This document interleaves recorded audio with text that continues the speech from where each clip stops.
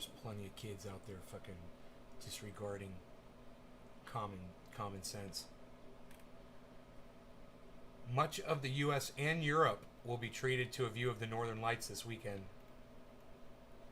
Make sure you check the skies tonight if you're in the northeastern, northwestern United States, northern United States, or Canada. You should be able to see the northern lights glowing. If you look towards the north, I guess.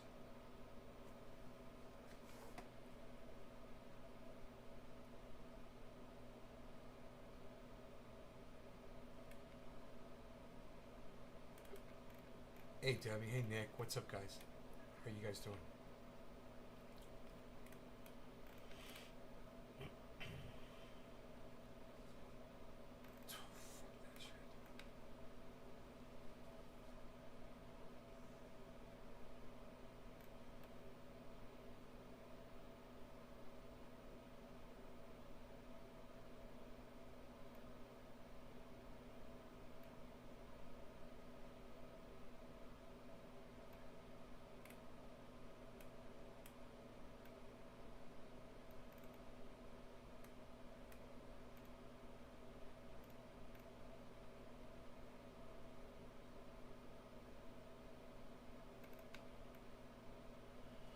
Checking the news, there's nothing really going on.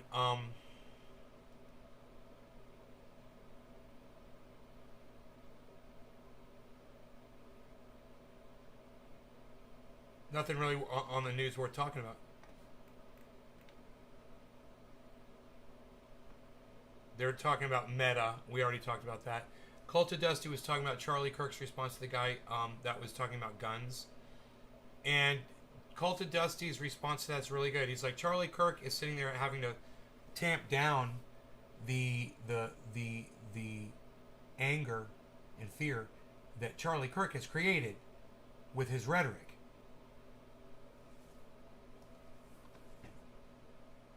You know?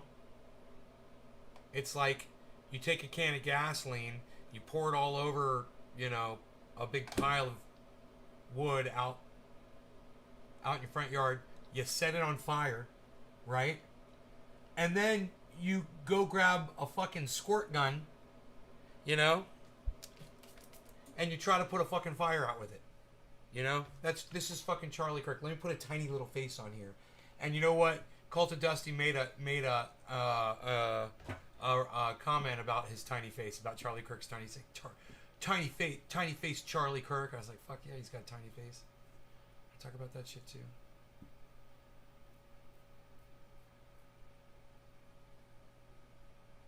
Or tank it.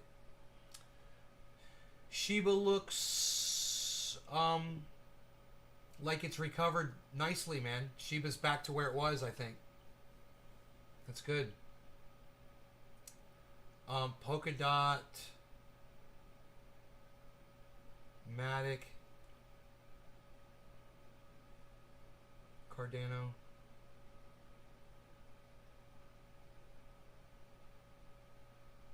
$2. Ethereum's at 4,300 and Bitcoin's at 62.0. Everything's looking really good and healthy. My portfolio looks nice and healthy. I mean, I'd be comfortable right now if I had to pull some money out.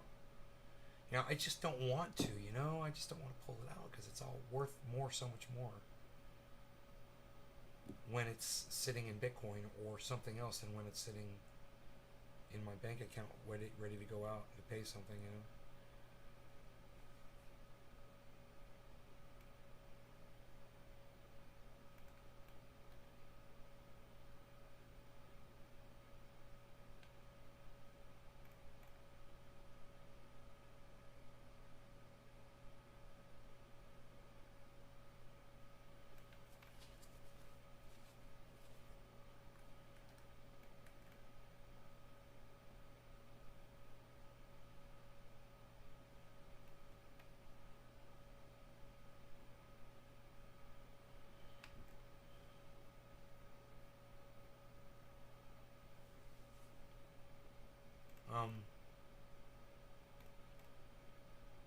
Yeah, there's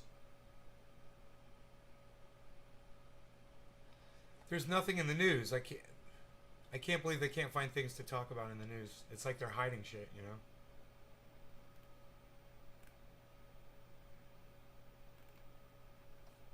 Fuck. It's just a bunch of garbage, man. Nothing but a bunch of garbage on the news. Hey, Megsy.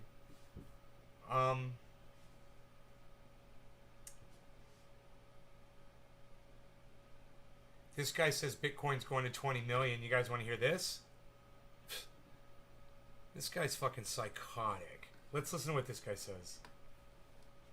Should be fun. Greg, one of the things that's just blowing me away right now, while we've been on this conversation, the news just broke that the FDIC chairman said that the banks and the oversight of FDIC are working to come up with a framework so that banks can hold Bitcoin and cryptocurrencies, and also trying to figure out how they would use it as collateral, hold it on the balance sheet, etc. Holy moly.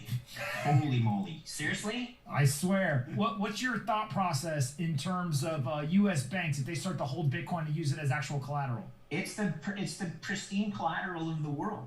Like, that is why I think the U.S. has been served up a gift by China.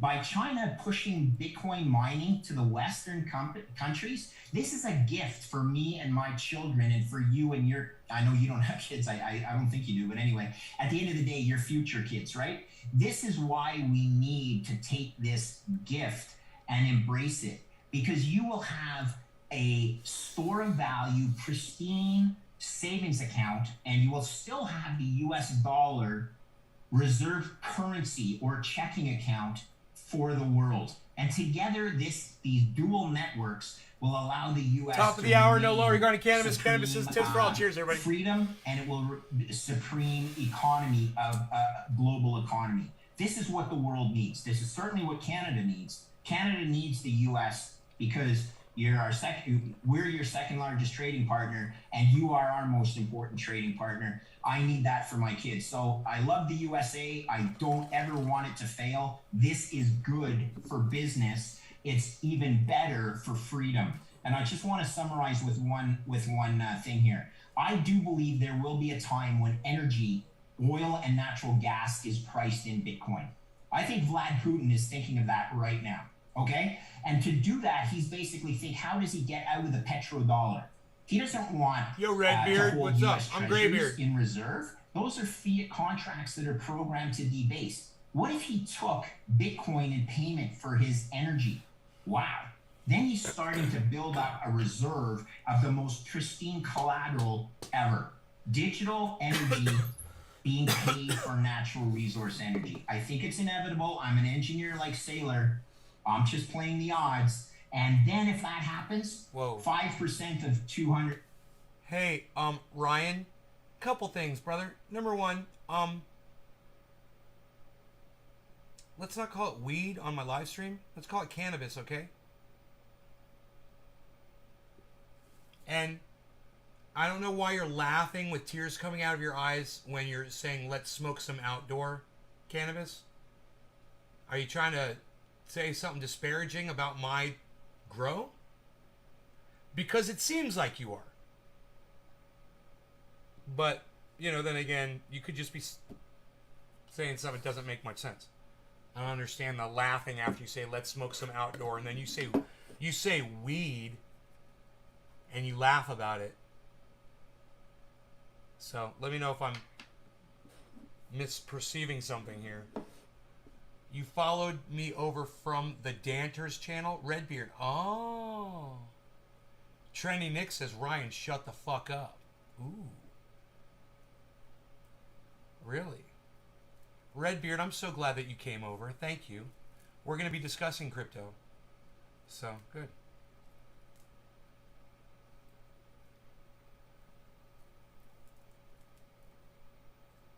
I could totally be misreading that, I understand if I am.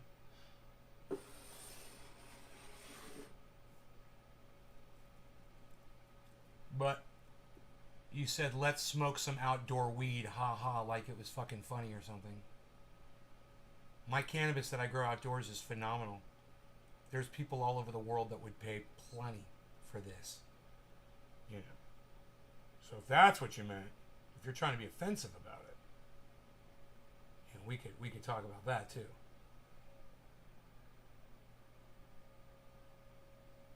add some color to that conversation as well.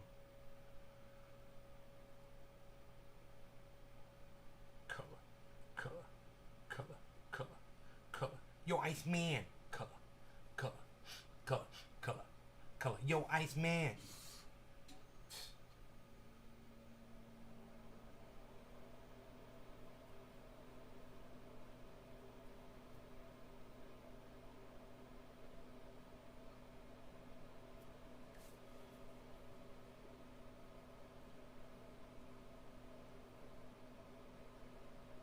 So I guess Ryan Lee just came in here to talk shit and leave. He didn't respond. Should I block him? Hey Ryan Lee, I think I'm going to just block you since you didn't respond.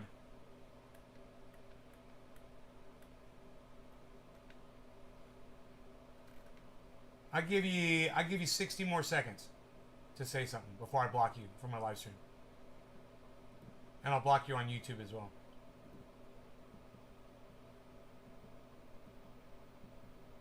Hey Seymour, what's up, buddy?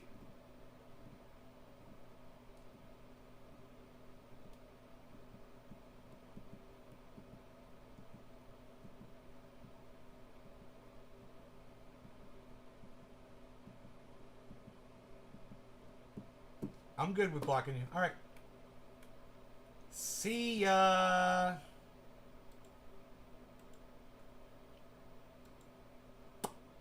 Guten bye.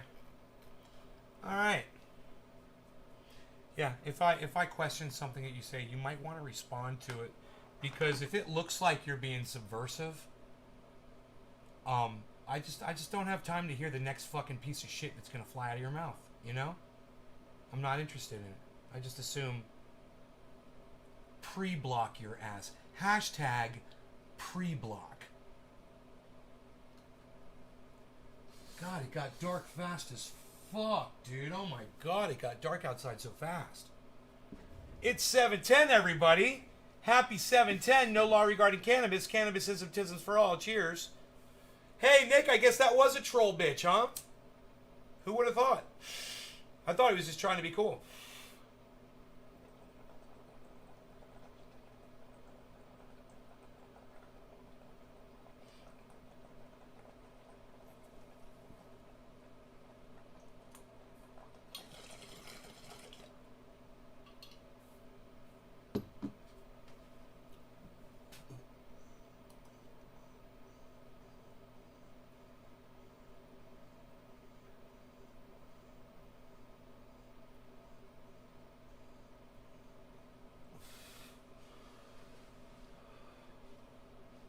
Oh, troll bitch for sure? Oh, for sure.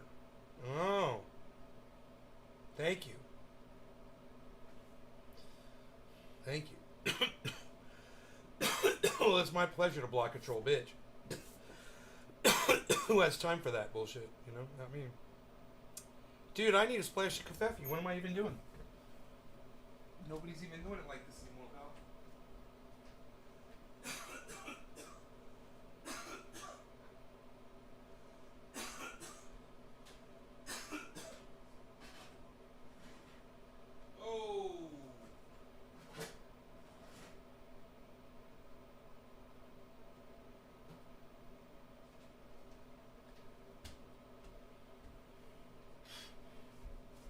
So this guy says Bitcoin's going to go up to what? Or of 900 trillion quickly becomes 20% of 200 trillion. And all of a sudden my price target for Bitcoin isn't 2 million. It's something like 20 million a coin. Play the odds. Look at homie. Look at homie. Looks like he just got cucked. He's like, dude, he looks like he's watching his wife take it right up the butt. That guy. Dude, you want to hear him say it again? Percent of 200 or of 900 trillion quickly becomes 20% of 200 trillion. And all of a sudden my price target for Bitcoin isn't 2 million. No. It's something like 20 million a coin. It's not 2 million. The financial advisor guru guy with the expensive fucking photography artwork behind him, the obviously Nice black. I wouldn't be surprised he took those pictures himself, but they're framed very exquisitely. That is some nice artwork too. Even if he did take those, that's some nice shit. Very perspective-y. I like it. He is saying, I wonder what this guy's worth. You guys want to find out this guy's net worth? Greg Foss. Okay, let's find out. Watch. Let's find out right now, shall we? This should be fun.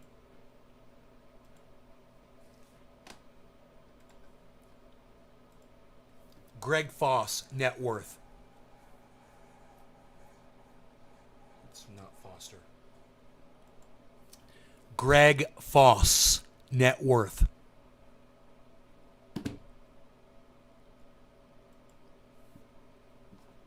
Greg Foss net worth. Oh, there, it got it. It got it. God, it was like moss.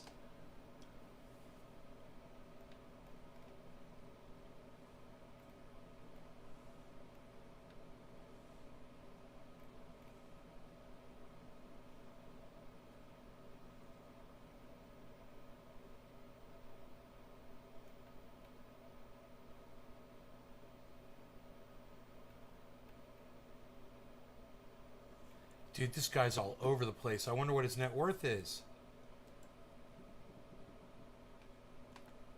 10 million. Goddamn right. He's worth 10 times more than me. I'll take his advice. Fucking A, dude. You just gotta love these investors with these opinions, man. You know, you never know which one of them is gonna nail it. So I want to listen to all of them. Potato Biden. Remember the gangbang?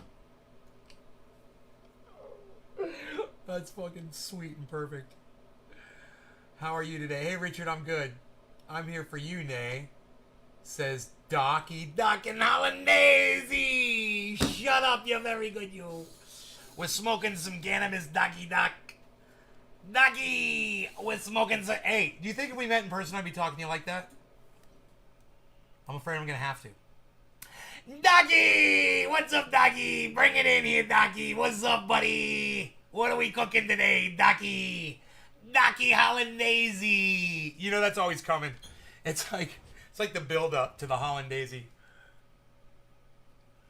Smoke that cannabis. All right, no law regarding cannabis. Cannabisism for all. Everybody cheers. Quarter of the hour, of course, of course.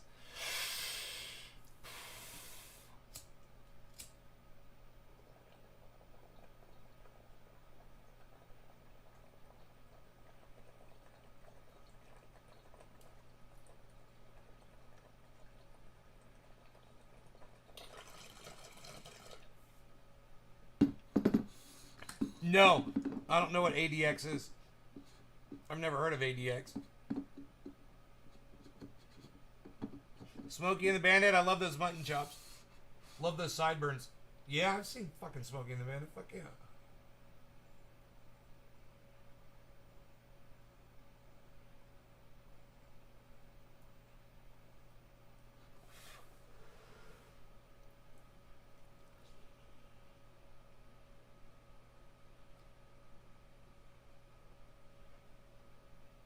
Yeah, I've never heard of that one. In Orlando. A Triage Oil shirt? Okay. I will see you in a Triage Oil shirt in Orlando. Docky Hollandaise.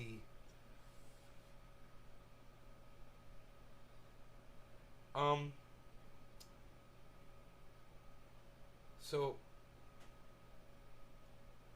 there's been a downward trend. Everything is dropping right now. You guys want to see it?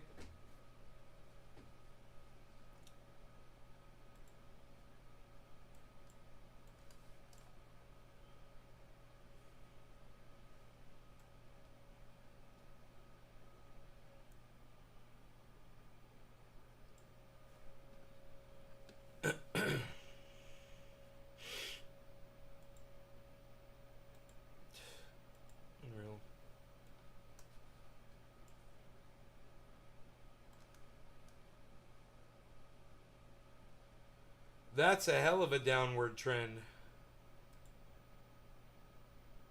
You could see that on everything. Even Matic is turned downwards since a peak at, it was over $2. Now it's $1.96. Damn, dude. Dude, did it go to $2.22 just a few minutes ago and we missed that? No way, it couldn't have. Because it says the high is only 211. So why does that say 222 right there? Isn't that weird? I think that's weird. 222, but the high is 211, dude. Someone, Matic, Coinbase Pro, Matic. I don't understand.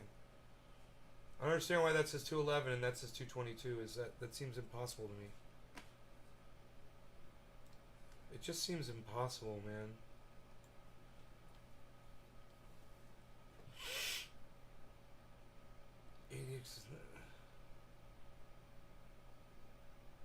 No, Richard.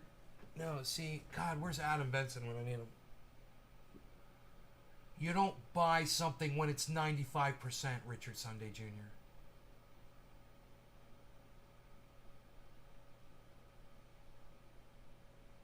You are so noobish, bro.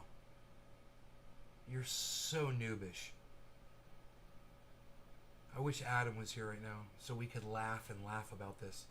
I'd be like, see, Adam, this is what I'm talking about, man. You buy the dip. That means if your shit's 95%, you don't fucking buy it. You wait till that shit is negative 10% and then you buy it. No, it was talking about your thing to dollar cost in low. What? You're talking about your thing? What do you mean your thing? What's your thing? What are you talking about?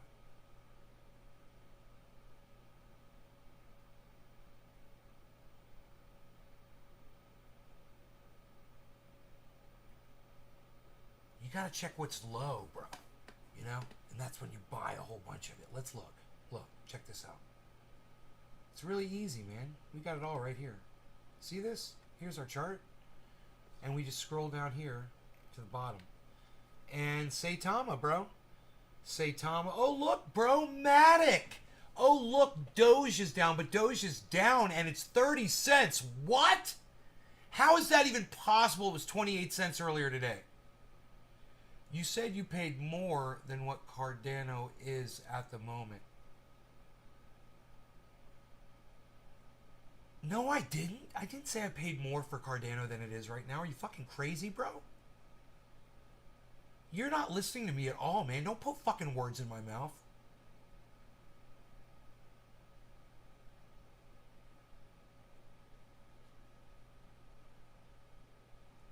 Dude, if I swear to fuck, if you say lol after one more thing you say in my chat, I'm gonna block you. I'm not laughing about this shit, bro.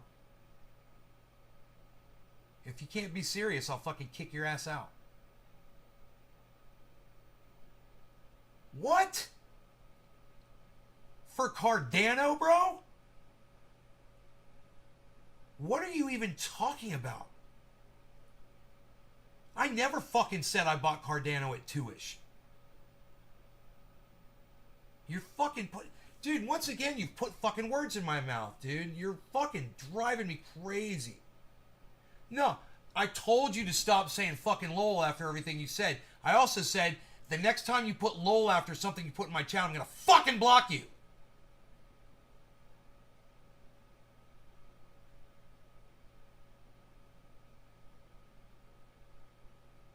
Stop fucking laughing about this shit, bro. It's not fucking funny. You know, you seem to have a communication problem. You know, you seem to have a listening problem. And then you misrepresent the facts, and then you fucking lie about me. You know, you're a fucking liar now.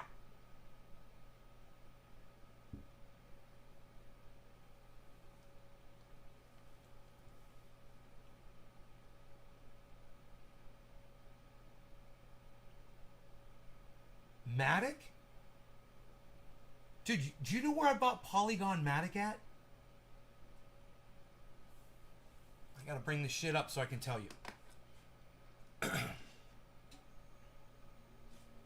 Don't try me. I told you, bro. We were doing good, Richard. We're doing good, man. But that lol shit, that shit's gonna fucking stop. I mean, if I'm being funny, you can lol away. You can lol at will. But when we're having a serious conversation, that ain't helping dick. You know? You saying lol after everything you say. Who does that shit?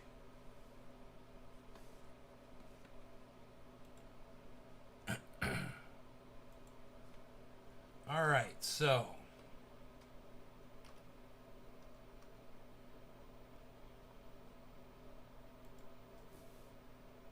Matic. Where did I get Matic at? Don't you understand, man? I mean, Richard, did I show you my bank account today? Because I've shown it twice.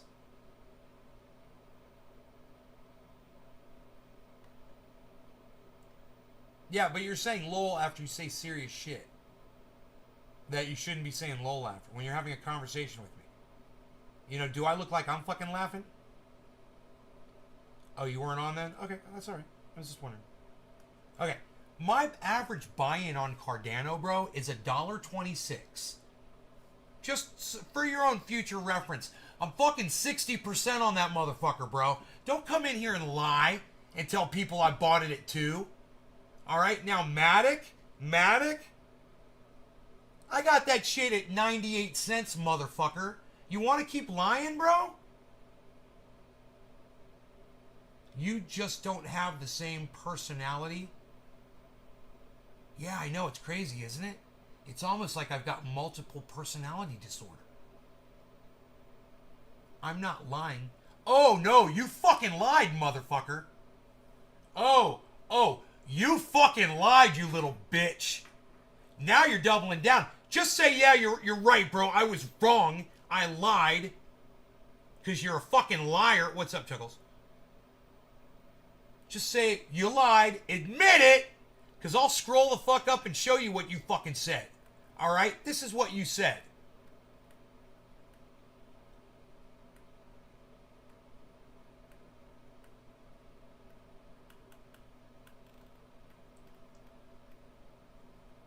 Richard Sunday Jr. You said in my chat, and it's right here for everyone to look at, you said that I said, you said you paid around 2-ish. I never fucking said that. And you're a fucking liar. You put words in my mouth. You're a fucking liar, bro. Do you not know how language works? You know? I thought you said you paid higher than 196. Well, hey man, I may have purchased some at that price. You know, I'm not sure at this point. I'm not going to go fucking look it up right now. You got me all fucking pissed off over this bullshit. But right now, Richard, I'm just waiting for the apology, man. You're basically still a fucking liar. Oh, I'm power tripping over a miscommunication? Really? Power tripping? When I'm just asking for a fucking apology, which you should have given fucking an hour ago? No, let me tell you something. You're not going to give me one? Good. Good, because I want to block your cunt ass. Cunt off, motherfucker. Bye-bye.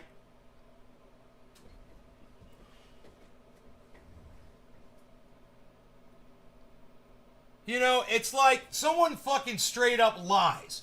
You show them their lie. And they try to say, no, it was a miscommunication. No, it's you misunderstanding some bullshit. I totally picked up on it as soon as you said 2-ish. I was like, wait, what are you even fucking talking about? 2 on what? What did I pay 2 on anything ever? I'm just kind of curious. You know, let me know. Because I got Doge at fucking 5 cents, motherfucker. So maybe that's the one you're confusing it with. You know, I didn't get it at 2, I got it at 5. Was I power tripping, everybody? You know, did you feel like I was power tripping? Did I hurt some feelings out there? Was I power tripping? This motherfucker said I made a bad fucking stupid ass trade on my goddamn, right now on my chat. made a stupid ass fucking comment, fucking basically slandered me,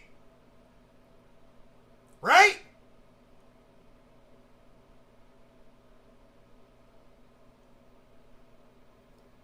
Who's the cunt?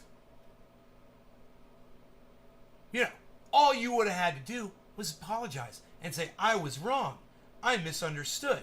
I thought you said you got something at 2. It could have been something else. Maybe it fucking was, dude. I don't know what the fuck you heard. But as soon as I said no, you start fucking doubling down and shit. And giving me a hard time. You didn't want to fucking apologize for lying about a trade I made.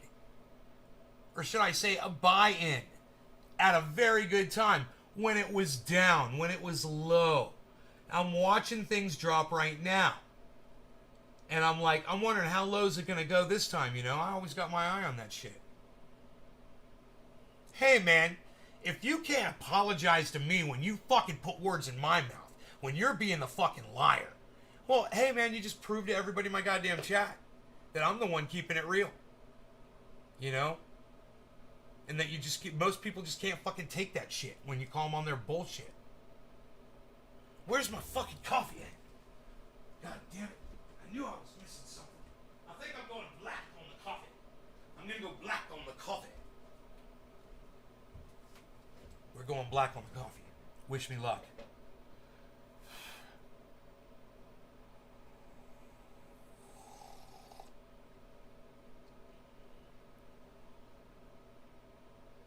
Totally black.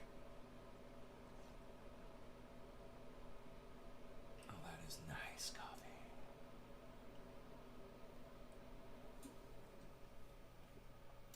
Hey, look, guys. I always keep it fucking real. There's no pretending on that shit. My brain is so fucking clear right now. I pick up on shit like that. You know, a year ago he would have said that and I would have been like, okay, and I was just going to keep going. And then somebody would have been listening and been like, dude, why does this guy act like he's all the shit? He's got all that money in Matic and he bought it at fucking $2. Are you fucking kidding me, dude? You got Matic at $2 and you're fucking proud. It's under that right now, man. It's at $1.96. You're a loser. You know? You know, maybe you got it around 2-ish.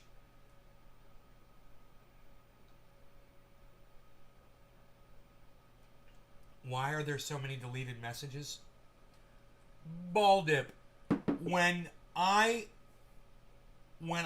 delete somebody, when I block them, in certain services, it will actually delete their chat, I guess. I guess it deletes the chat on YouTube. When you block them on YouTube, it deletes all their chat. I mean, I'm all for preserving that chat record. That's why I let the chat play here.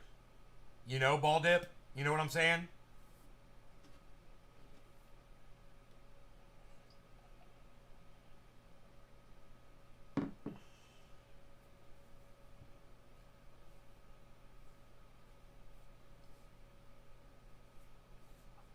But if I had it my way, I wouldn't delete what they said. I'm all for free speech. You know, someone's pissed off at me. They think they got a reason to be pissed off at me. They want to express that. People want to see that in the future. I'm fine with that, man. I'm not trying to hide your... You know, you're just subverting my goddamn live stream. You know? And all I was like, no, I didn't get it at that. You're like, oh yeah, well, whatever the fuck. And I'm going to be like, okay, let me look it up. And you're being a douchebag the whole time I'm fucking looking up the information for you. You know, by the time we get to the end of the conversation, you know, I'm gonna be very surprised if I don't end up blocking your ass. The fact that I even had to look that shit up. But we were discussing dollar cost averaging, and I think that's very important. I think that's very stupid. You know, I don't think anybody should ever fucking dollar cost average. You know, that is how you don't make fucking money. You want to make money, you buy the dip. That's all you do. You buy the dip. On whatever coin you want. You wait for that motherfucker to be negative 10%, negative 30%, you know, down for a fucking month or a week or whatever. they're all, most of them are coming back no matter what. Especially the ones that are established today. Because imagine how many are going to be established in a year or in 5 years. And you're going to be in on these right now. So, there's new ones coming out almost every day that are actually starting a name for themselves because they're pumping, and they're pumping, and then they're keeping with the goddamn market, or they're pumping and they're doing what other ones have done and they're following in the footsteps. If I was a multi-millionaire and I had all kinds of money to play with, I'd be fucking doing all kinds of shit,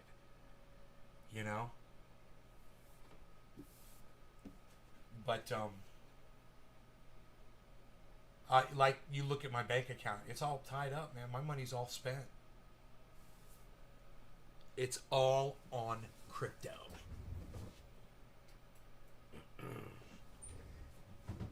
I haven't even checked in a while to see how much money I've made. Like if I pulled all my crypto out, everything right now, minus the missing Bitcoin, I'm probably missing close to half a Bitcoin or something. So subtract that.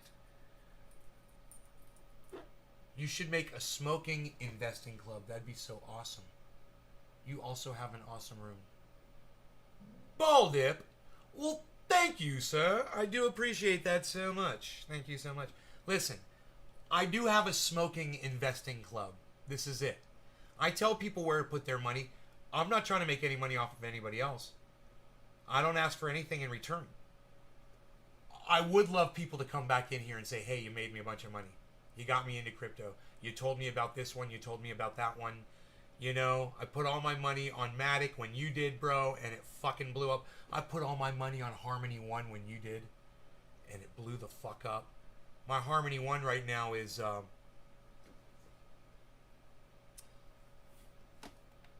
621% on Harmony One long. But I digress. Which one are we talking about? I can't remember. I thought I was looking up a crypto. I forgot. I guess not. I was gonna check the all-time profit. So minus the fucking half a Bitcoin that I may have lost. But then you got to add in the I make interest on the Bitcoin sitting in Celsius. So that's not on there. So you got to add that back in. Which is not a lot.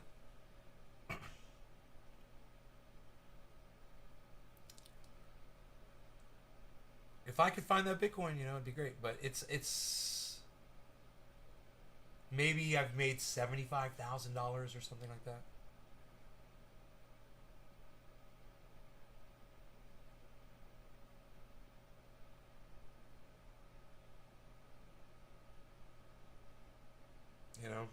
I've been doing this since February. But that doesn't include the profit that I've pulled out. Unfortunately.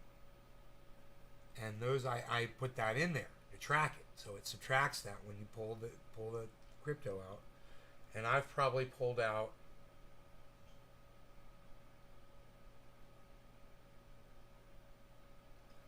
that's probably where most of the Bitcoin went, from pulling profit. Maybe I didn't enter those, those profit pulls.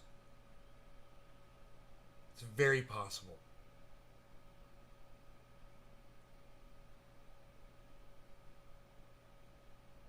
That's a lot of profit, though. If I pulled half a Bitcoin of profit, let's say when it was at 50, so let's say I pulled 25 profit out,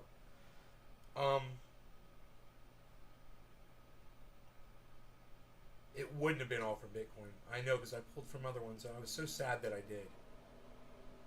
I pulled money out of Matic. I pulled money out of fucking Polkadot, man. Everything that was pumping. That's when I was pulling money out of it. It would be doing really good. That's when I would pull money out.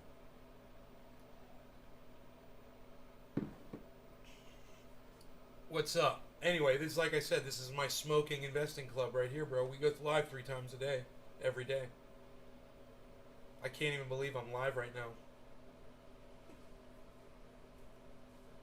But here we are, and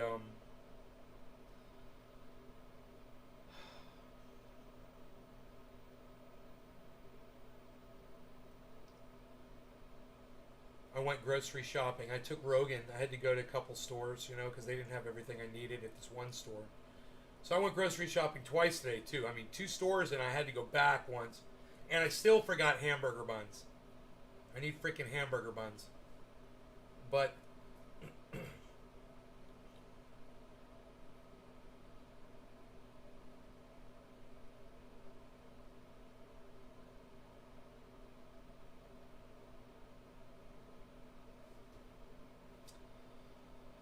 my all-time profit percentage, guys, on my portfolio is 28%. You guys could have something very similar to that in your portfolios. You know, it wouldn't be hard to do in today's market. Like I said, there's some things that are down really low that are going to pump. There's new cryptos that are very inexpensive that are going to, they're going to go crazy. This guy made $4 billion, guys. You know, on Shiba Inu.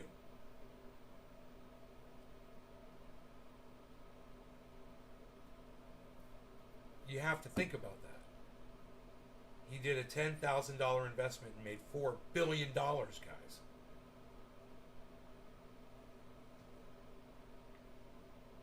He still holds that Shiba Inu too. That person did not cash it in. Someone is very wealthy. And, you know, they have to report those. They have to report that to the government, you know, and they're going to be reported, you know, as a billionaire. People will know who that is. I wonder who it is, you know?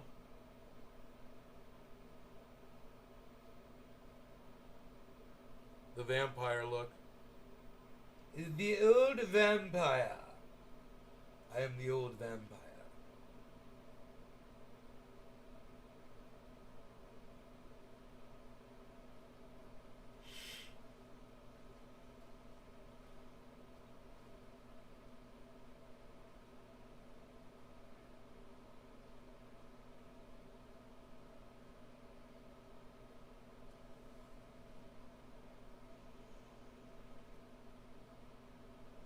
Alucard.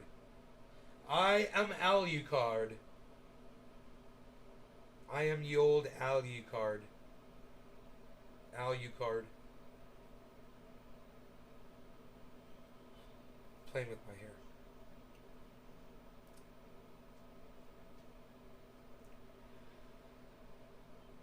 Nugs money. Still rocking dabs, which is fire these days. Dude, I just had the funniest thought. I was like, how funny would it be if I fucking cut my hair into a fucking mullet? Oh my god, that would be so fucking funny. Oh, my sister would die. Just to fucking irk her would be so funny.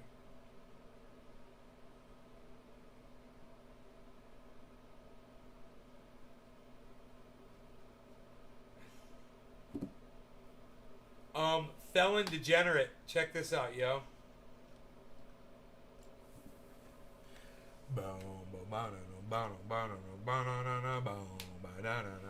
Prepare yourself.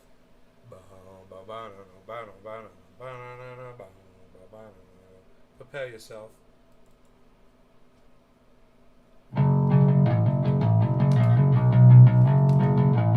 Prepare yourself. Prepare yourself. Prepare yourself.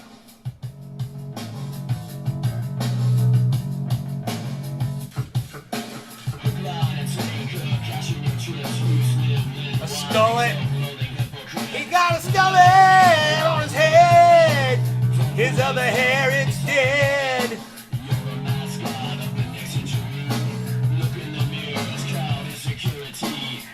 But he's bald, so don't scold. Don't scold.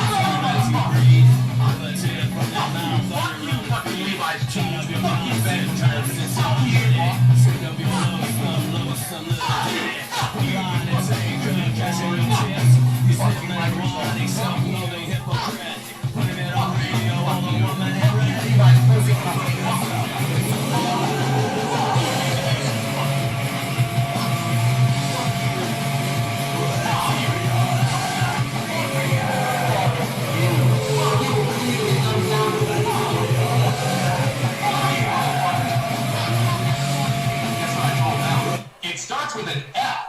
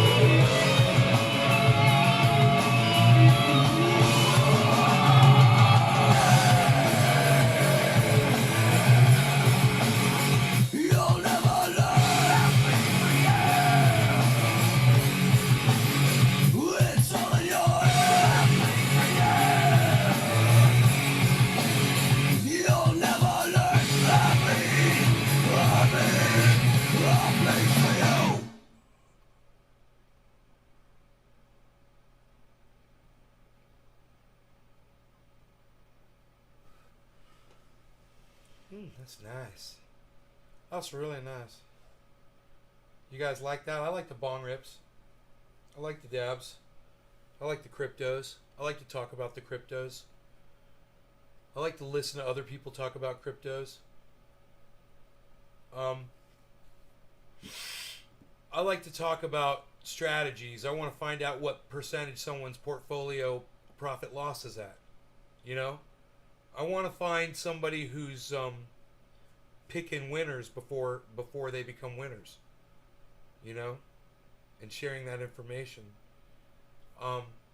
Lark Davis has great recommendations. This guy, other guy I was watching, I can't remember his name, unfortunately, sadly. Great recommendations, though. You know, just I would have never heard of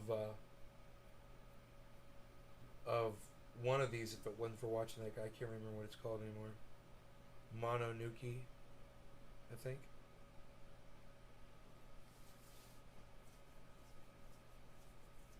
Hey, Chuckles. Chuckles is here. Chuckles is here. Chuckles is here, folks. This guy says Bitcoin's going.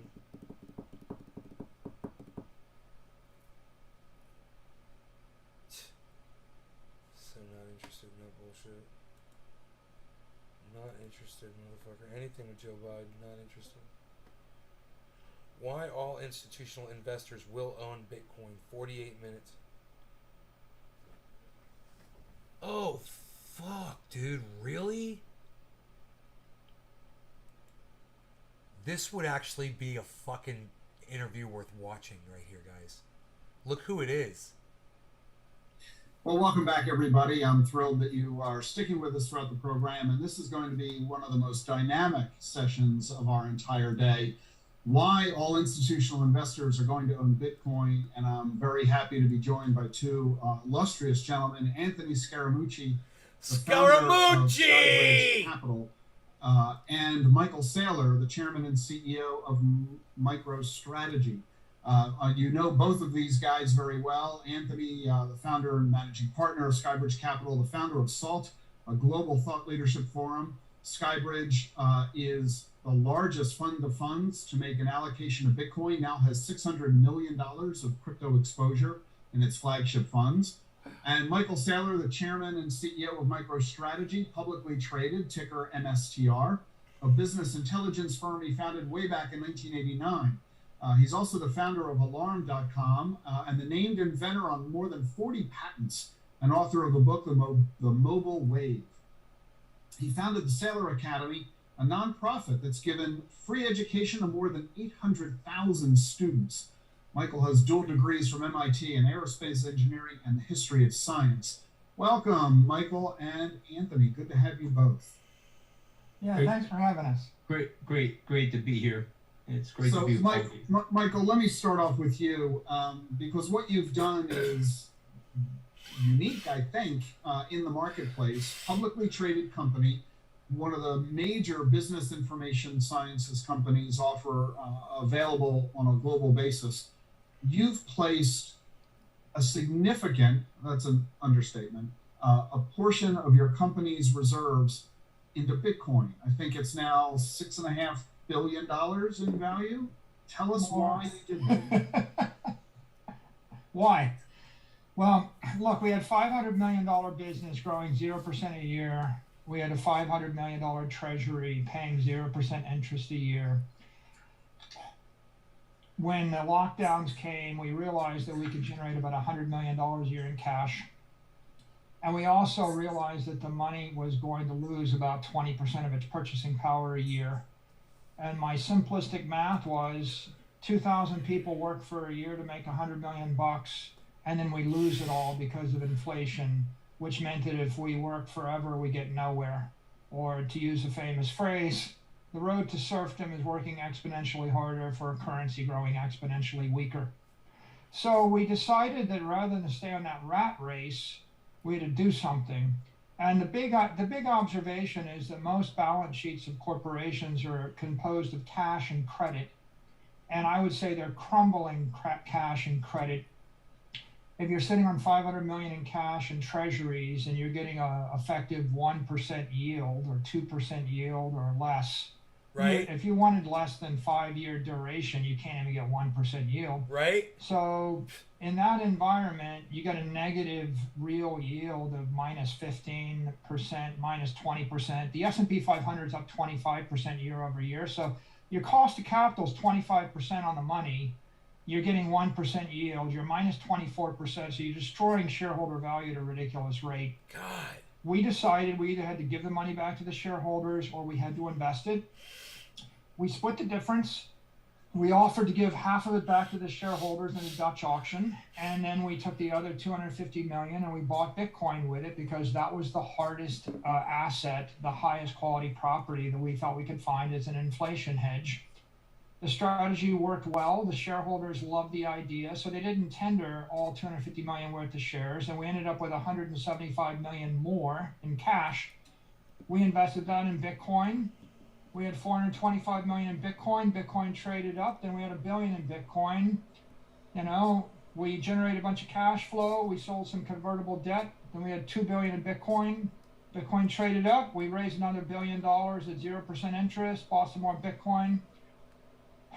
You know, it kept going. Then it traded down. So we issued $500 million in senior debt at 6 and an 8% interest. And we bought Bitcoin in the mid 30s.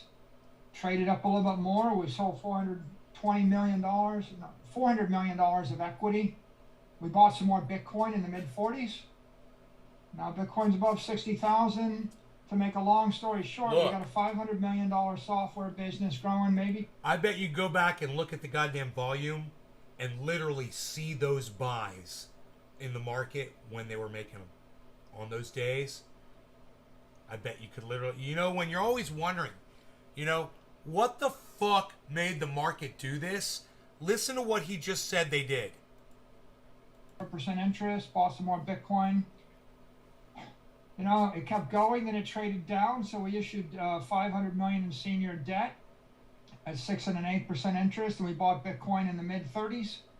Traded up a little bit more. We sold $400 million of equity. Right. We bought some more Bitcoin in the mid-40s. Right. How much? Now Bitcoin's above 60,000. To make a long story short, we got a $500 million software business growing maybe 10% a year, generating $100 million in cash flow, and we have a $7-point-something billion digital property business growing at the rate of Bitcoin, and we transformed ourselves sort of into Cheers, into a Kevin, property development James, company. thank But you. the property is digital property in cyberspace. And we keep, and the core business remains the same and is better than ever because it's been helped with the halo of the Bitcoin strategy. So you've encouraged other companies to do likewise. What's the reaction been of other CEOs and corporate treasurers? I think we're doing great. I mean, a year and a half ago, no public companies had any Bitcoin. By the end of this year, there'll be 36 public companies. And you've got a dozen Bitcoin miners coming public. You've got Bitcoin miners buying Bitcoin. You got Square and Tesla buying Bitcoin. You got the ETFs coming out. So I feel like we're having about as good a progress as we can have in 12 months. But we're 1 year into a 10-year run, right? And so do you have a number in mind of what you think is going to be at that end of the 10 years of what Bitcoin's price might be? Look, my view of Bitcoin is if you value it as digital gold, it's better gold than gold, as Anthony has said before, and that makes it worth 20 trillion. And if you think of it as digital property, like a digital hotel in cyberspace or digital real estate, well, it's going to demonetize a lot of real estate and a lot of property, and that makes it worth 100 trillion. And if you think of it as digital money or digital energy, because you're going to move it 1 million times a second and Thank you, split. Kevin. When the hotel gets split into 1 million little hotel minutes and rented out around the world and recomposed. You guys want me to smoke, moved at the son? speed of light. Then I'm I think down. it's worth a lot more than I'm 100 down. trillion. It becomes Down. worth a Smoke. $250 trillion plus thing. So I think Bitcoin's going to go up with volatility and some cyclicality over time. And So going to be let's just put important this in. all of our lives. Let's put this in the context. On the low end, you said 10 trillion. On the high end, 250 trillion. Bitcoin's market cap today is 1.5 trillion. Yeah. So you're looking at substantial upside, 10x to 200x. Anthony, you did something at Skybridge that is Do I equally- have to speak because I can listen to Michael Oh Saylor my all day and night. Fuck so yeah! You sure you Oh, want me to speak dude! because Michael's He's such a charmer. I love this guy, man. Is that fucking awesome that he said that? Oh my god, I fucking love it. That is so badass, dude. This guy was working for fucking Donald Trump, man. He was in the goddamn White House, It's fucking cool. It's fucking just... It's very respectful, very, very nice of that guy, Michael's doing a great job. Anthony, you have to speak. So, Okay, go ahead. but you can only speak to the question that I asked. All right, go So, ahead. you did something equally unusual as Michael. You decided to put Bitcoin and later Ethereum as well into your flagship funds at Skybridge. So, talk about your thinking, because you're at a different journey and a different logic stream. Trajectory. Well, my journey actually starts with Michael Saylor. I think he may remember this. I listened to him on a podcast about his investment in Bitcoin, and I reached out to a mutual friend, and I asked Michael if I could have a phone conversation with him, and then we did that. And then I asked Michael if he could join me on a Salt Talk series, and he did that as well. Nice. And Michael, I think, brought me, frankly, to my eureka moment. So even though I'm not a corporation in that several dozen corporations that Michael's referencing, I want to say thank you to Michael here in this public forum for helping me see what he saw.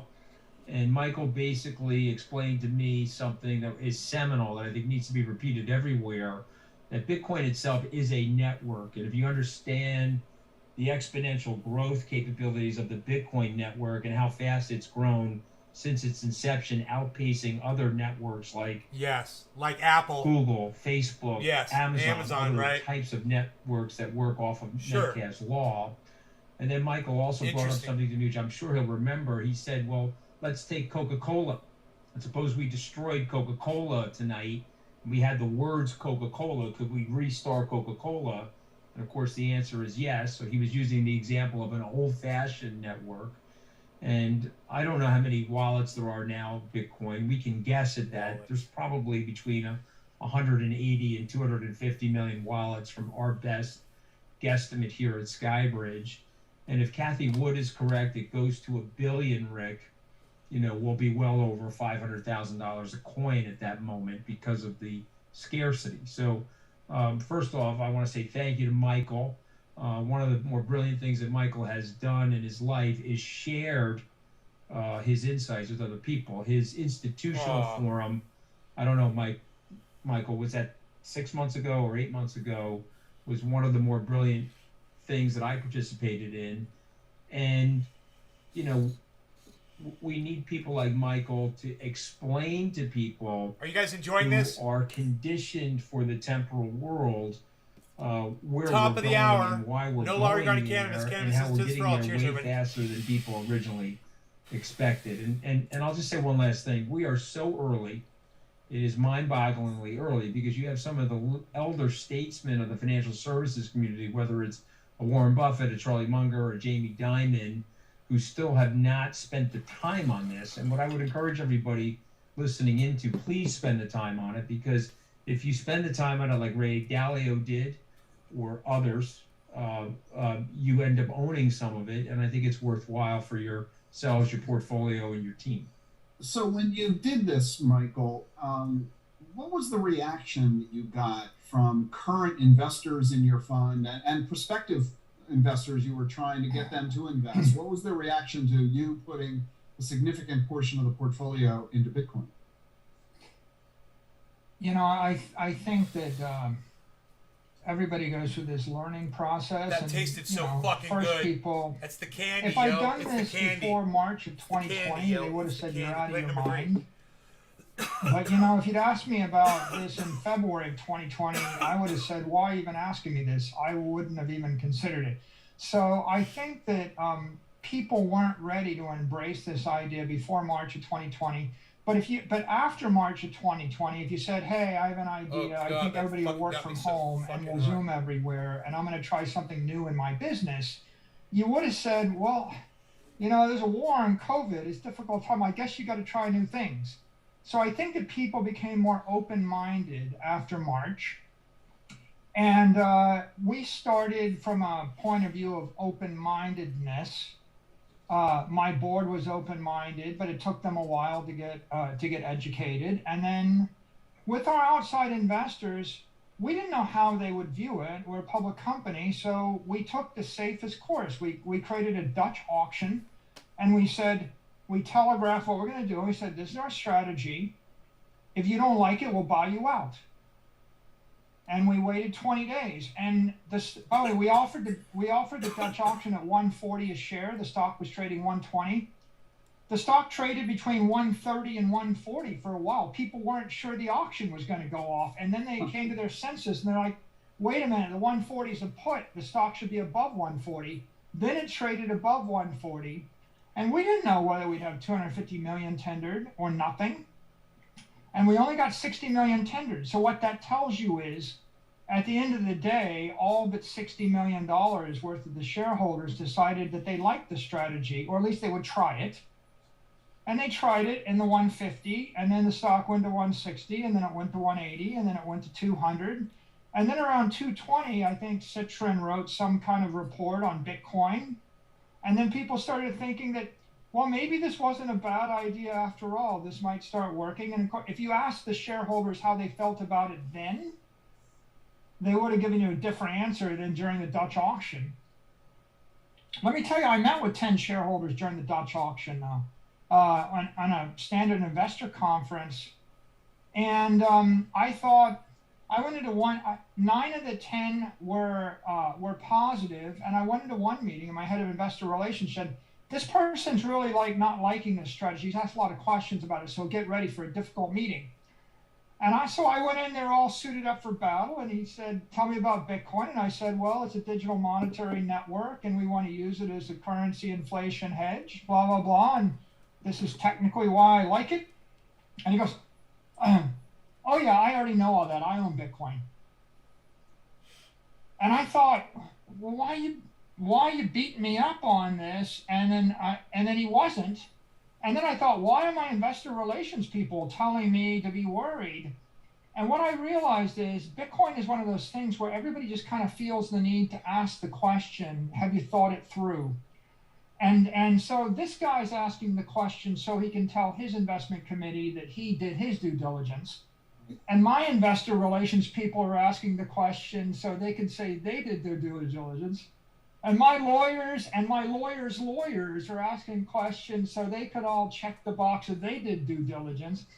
But when you poked, I got to tell you, I met so many people that after they said, you know, how are you going to do it? How are you going to custody it? How you think? They're like, oh yeah, good idea. I own Bitcoin. And so I think the consumers figure it out, but getting the institutions around, it's like I met guys that bought $25 million worth of my stock or worth of my debt, and it was the first time they had the ability to buy a Bitcoin security, but they had been Bitcoin believers for years before. And so institutions come later to the game than the retail, just because there's more inertia. And because their jobs are on the line. They're not going to personally profit if they're right, but they'll get fired if they're wrong. So it's totally reasonable. I mean, you know the journey of financial advisors, you know, and you know the journey of the big banks, and you know the journey of the ETF. And even within the ETF, you know, Gensler says, well, Bitcoin futures have been trading on the CME for 3-4 years, so we felt more comfortable going with that ETF vehicle because we have more time, you know, studying that one. The world, I think what happens here, Rick, people forget. I love how symmetrical everything is behind him. This is a technology. This is so the creation perfect of digital property or digital energy, or you know, and, I mean, digital gold is a small thing. Digital property and digital energy is a big thing. If I told you I invented electrical energy, you know, and by the way, John D. Rockefeller invented chemical energy. He put energy in a bottle called Standard Oil. If you think about Standard Oil, what the name means is he standardized the delivery of chemical energy in a container so that it was clean and predictable. So John D. Rockefeller standardized something. It took 40 years, 50 years for people to get their head around what that meant. What's up, buddy? When electricity came along, if I knocked on doors in New York City and I said, hey, I got electricity, lightning in a bottle, you can put it in your, you know, in your house, in your ship, in your, you know, sewing machine factory, in your restaurant. Are you ready? No creamer in that coffee. You know, people in the first year aren't going to get that one either. Right? Someone's going to burn their house down. Someone's going to get electrocuted. Something's going to catch fire. Someone's going to say, don't let that guy put that in my neighborhood. Could you imagine going into your apartment in New York City in 1905 and saying, I want my apartment to be the first one wired for electricity? Oh, it was horrible. So I mean, the point is, other major breakthroughs in energy also took decade or decades. Fires. And it's totally reasonable. Bare wire. Maybe the lone investor, you know, they go first, and the small business, and then the larger business, and then the small city, and then the larger city, and then the company, and everybody finds their way to the future. You know, it's interesting you mention oil. People tend to forget that oil was the newest asset class until Bitcoin came along. And oil goes back 150 years when discovered in Texas and then Saudi Arabia. And we look at the impact on the global economy as a result of the discovery of oil. And now we have the invention of Bitcoin, which is the only other new asset class ever devised since oil itself. And so the transformative power of this is quite remarkable. Anthony, did you have a similar experience when you first decided to put Bitcoin into your hedge fund? What reaction did you get from clients and we got prospective clients? We got sold out at Merrill Lynch. Wells Fargo said, okay, no more there. We've been put on hold at other wirehouses. And we did the calculation. We said, okay, if these wirehouses are going to sell us out or recommend a sale, how many smart FAs are willing to stay in alongside of us? Who will leave? And then subtract that to what we think the appreciation is in Bitcoin. And this is more or less what Michael did with the Dutch auction that he referenced. So, you know, we had people leave and it was worth it. I had a call this morning with a very large institution in the Middle East who thanked us. It's a year later, and they said, you know, we just want to thank you for bringing us into the 22nd century. You know what? We were kicking. These guys could have killed him. These guys that he's talking about doing business with. And he said in another interview, he said, I had to fly out there and explain to them what the fuck was going on when the market dumped and shit. He might talk about it. And we debated over the last 4 quarters redeeming on your fund. But ultimately, we're now adding to the position. So, you know, everybody gets to their eureka moment at different times. And I think, you know, Michael and I, we first had this conversation. I think Michael said to me his eureka moment was about 8,000 or 10,000 a coin. I don't know if that's correct, Michael, but it was somewhere in that ballpark. I got there at 17,000 a coin. Wow. And we're both sitting here at 63,000 a coin. And we know how early it is at 63,000 a coin. You know, and Wences Cesaris said at the SALT conference last month that anybody that buys this below $500,000 a coin is going to be very, very happy. And so we're very, very early in this whole revolution. And in fact, at the SALT conference last month, you devoted a lot of the agenda to crypto and DeFi. Well, why? Well, I mean, to me, one of the responsibilities we have with that conference, remember, it's an open source system. The editorial content is open source. We invite every single one of our competitors. I believe in collaboration, not in competition. Hey, John. And I'm always searching for the subject material that I believe our industry needs to learn about. Wirehouses. So it could have been, 2016. It would have been policy, perhaps. In 2018, it was programmable biology. How we're changing the world with plant-based proteins, which could have a big effect on our ecology as well. So funny. And in 2021, it became very clear to me that the industry, the hedge fund industry, needs to get up to curve on digital assets. And so, we had the Sam Bankman-Frieds of the world. Unfortunately, Michael had a schedule conflict. We would have loved to have had him, but we had Pete Brigger and Wences Cesaris and a whole host of different people, Dan Moorhead from Pantera, coming to at least explain to people what Michael already knows and what you already know, Rick. This is a delayering mechanism. Okay, imagine Bitcoin helping the underbanked, helping Latin American countries, taking out the permission to make the transaction. Sam Bankman-Fried said something from the stage, and he's a lot smarter than me, so he could actually name all of them. But he said, if you want to buy a stock and you want it to go into your account, it has to go through 7 different entities before it gets to your account. Imagine over the blockchain where it could go to one entity, right? And the transaction speeds associated with the blockchain. And so this is a massive, you talk about technology, okay? Think about what Michael said, it's energy in a bottle from Rockefeller or electricity. Imagine this as a delayering mechanism for the society. So it's actually going to reduce energy. It's going to delayer us and make us more efficient.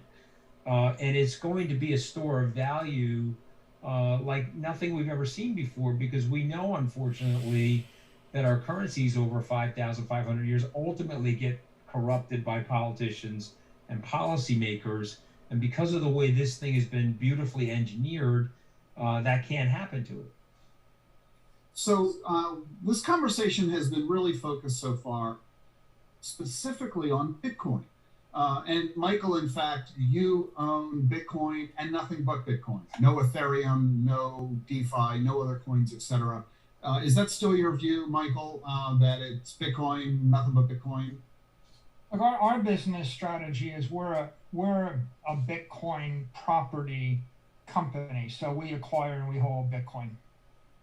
And you know, it takes a lot of effort and energy to do the diligence and go through the accounting and the legal and the security and the operational Oh, Jesus Christ. exercise to safely. Bro, that's fucking a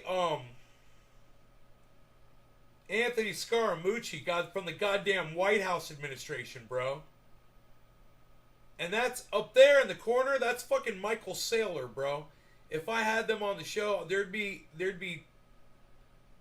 probably be 1,000 people watching us live right now. I wonder how many people watch this video. It's got 15,000 views.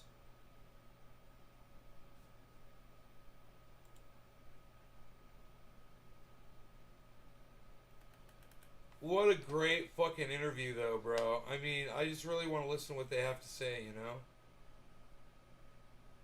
It's great. It's great. It's great. Oh, it's great. So, this is where some of our cryptos are right now. We'll just go over here to the crash list.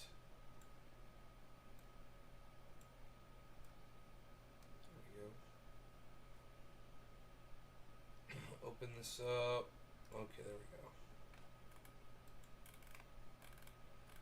Okay, top. Nano, 37%, 24 hour.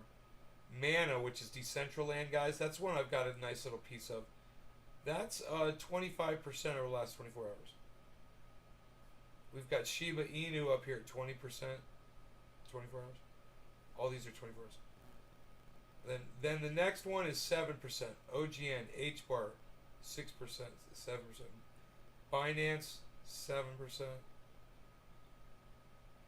Crypto.com, CRO, 5.6. SNX, that's one of my favorites, guys. Synthetics, SNX. It's doing just 3.6%, guys. And everything else is, you know, way underneath that, you know. And if you were looking to buy in right now, you know, Matic is down. You know, I told you get it at $1.61. It's at $1.92. But it's down like 7%. You know.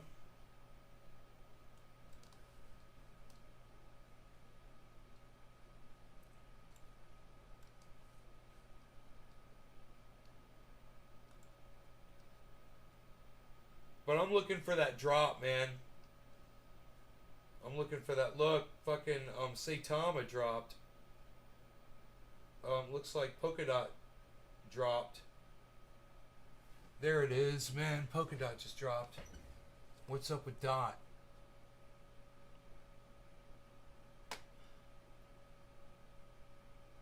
.18% negative.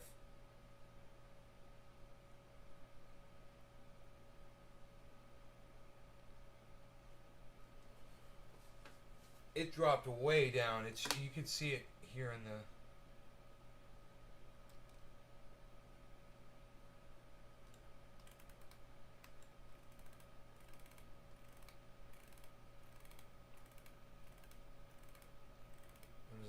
Look at this drop here. It went from 43.42 down to 43.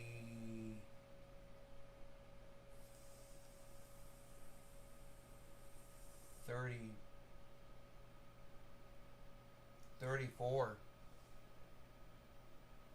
Huh. That's a big fucking drop, man. What the fuck? After 4 yellow spikes, it drops? What the fuck is up with that?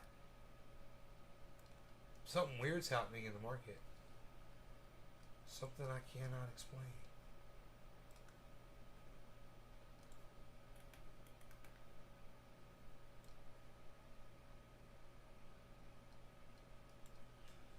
God bless America. Trying to open up Bitcoin here so I can look at what Bitcoin's doing.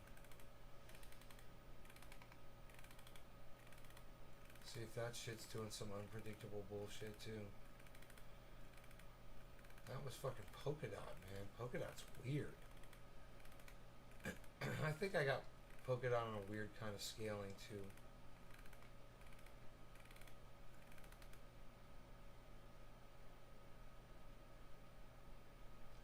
But Polkadot's dropping, man.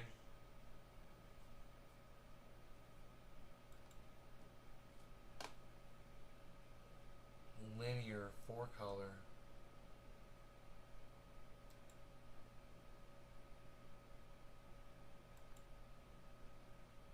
Logarithmic.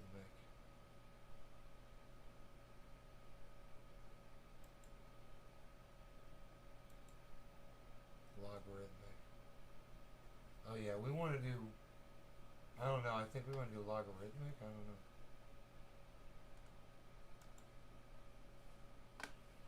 It's just weird that it's flat like that, right there. I'm not used to seeing that. I'm not used to seeing it like that at all.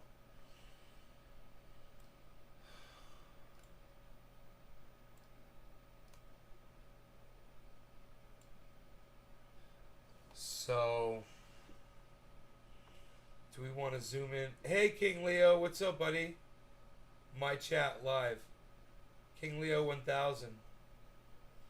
My chat live.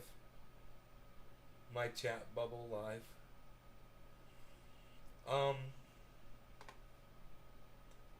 We were just looking, I was just going to see if I was going to see any, predictable movement here. You know, I can zoom in real easily on Bitcoin right here.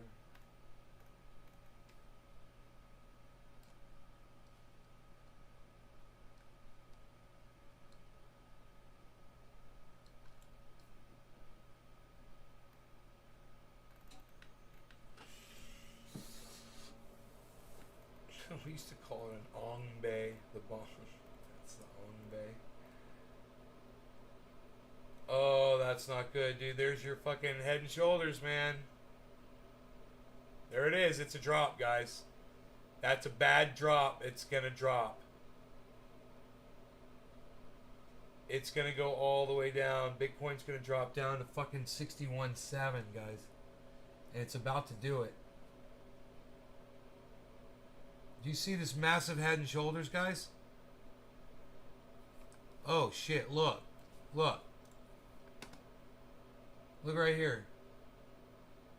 Head and Shoulders. Crosshairs. The crosshairs are right on it. You can see so easily. You guys, that is a fucking regular Head and Shoulders. That results in a drop. And we're going to see a massive drop. And it's going to drop all the way down. It'll drop all the way down to, it'll retest.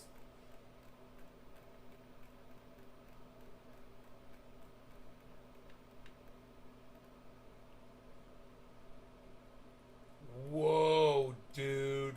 What? Wait a minute.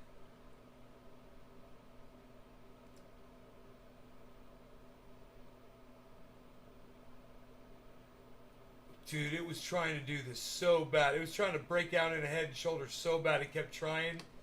But it wouldn't form a real one. It was trying and trying and trying. And then this monster right here fucking happened. This is a monster. That's like a... Huh. Here comes the drop, guys. I told you, look.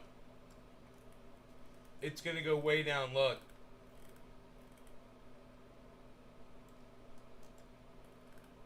Look at this motherfucker.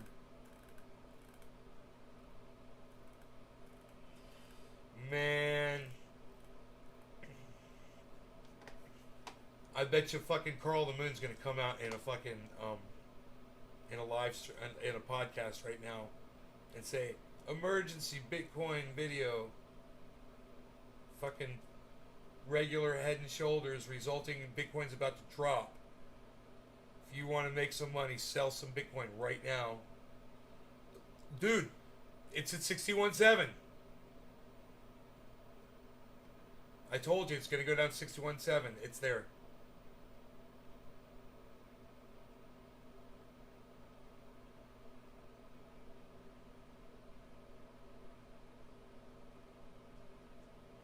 Let's hope it bounces. But it's there right now. I told you it was going to do this. Dude, this shit is so fucking predictable and readable. Look. 61.7. Exactly as I predicted. There's a massive drop as we're talking about it. It literally is dropping as we were talking about it. This is only 1 minute charts. 1, 2, 3, 4, 5, 6, 7, 8, 9, 10 minutes. We've probably been talking about it 10, 11 minutes. Boom, it's just been dropping the whole time, guys. Look, look, look. Look at this.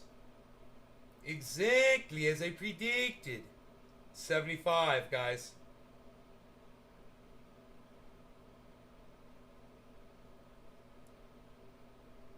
How low is it going to go?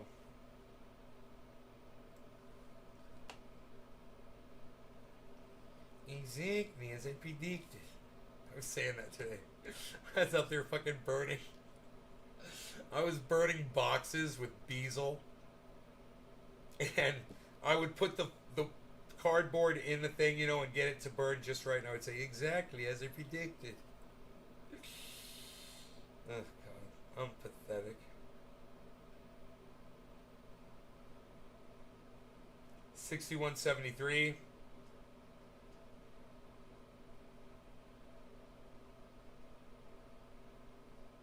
These patterns are easy to spot, guys. You see how I do it? Easy. Okay, we got a good drop in value and a drop in volume. There it is. There's our yellow marker right when I called it. You guys like that? It's going to reverse right now. Now, will it bounce? Or is it just a quick little reversal and more of a drop on the Head and Shoulders? I don't know. That I don't know.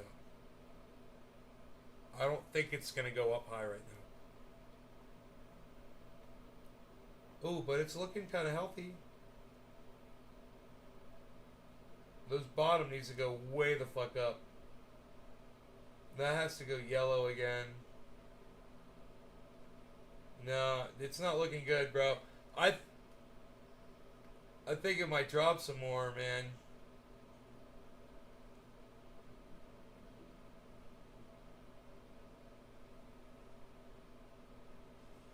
I was in a grocery store today,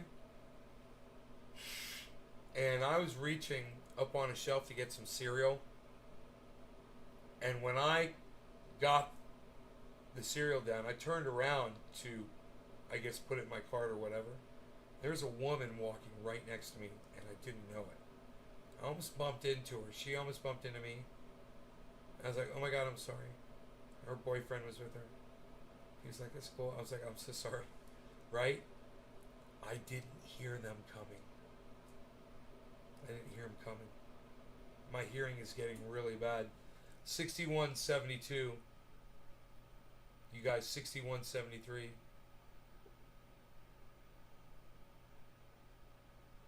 You know, you think you hear somebody walking towards you in a store, you know. I had my... And then I realized when I walked away, I realized how quiet my shoes were. I was wearing my... I call them Jesus Cruisers. I was wearing my Jesus Cruisers, these. I have 2 pair of these. I like the toe protection. They've saved me many, many times. Full toe protection. It's nice. If it ain't got a toe protector, I don't want it. Because I'm doing rough shit out here all the time. I never know what I'm going to have to take off after my dog or something, you know? I might only be wearing those. Dude, 61.6. It went down under 61.7, guys. Are you impressed? Are you guys impressed? You guys, if you're impressed with this prediction of this Bitcoin drop that I just called more than 10 minutes ago from a Head and Shoulders, I'll show you the Head and Shoulders again. You guys want to see the Head and Shoulders again? It's real obvious. Here, watch. You zoom out a little bit and you spot the pattern. And this was a monstrous Head and Shoulders. Look, look, look. It's right there. You see right here where it's... Here, let me make it full screen. You see right here where it's really, really high? That's the head, right? Okay. You see right here? Shoulder. See over here? Other side. Shoulder. Put this in the middle. Right like that. You have... Both of those shoulders are matching perfectly, right? That's resistance that they're hitting. Where the head penetrated. This is a fucking textbook Head and Shoulders. It's like the fucking Three Horsemen, right? You see this, and a drop when it's going straight up like this. It doesn't matter these outliers, these spikes and shit. It doesn't matter.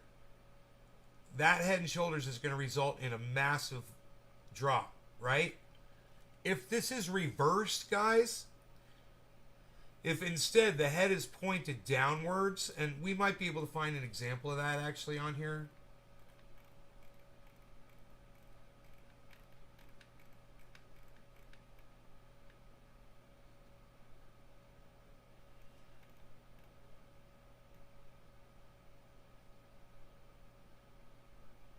So, this right here,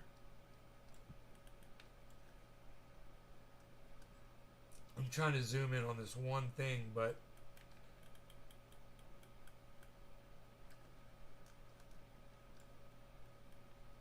let's see here. This right here. This is a reverse Head and Shoulders. Okay, you can plainly see this is the same pattern, guys. It's not as defined, but it doesn't need to be.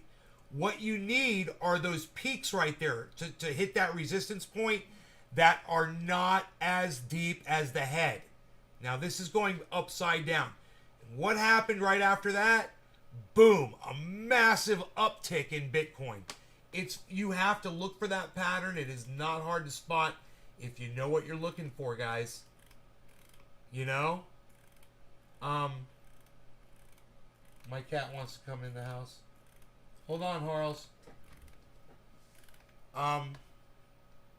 Do you guys see those Head and Shoulders patterns? If you spot that Head and Shoulders, if you see what it is, put a 1 in my chat. If you see those Head and Shoulders patterns that I'm talking about, put a 1 in my chat. I'm going to let my cat in really quick. Come on in, Harles.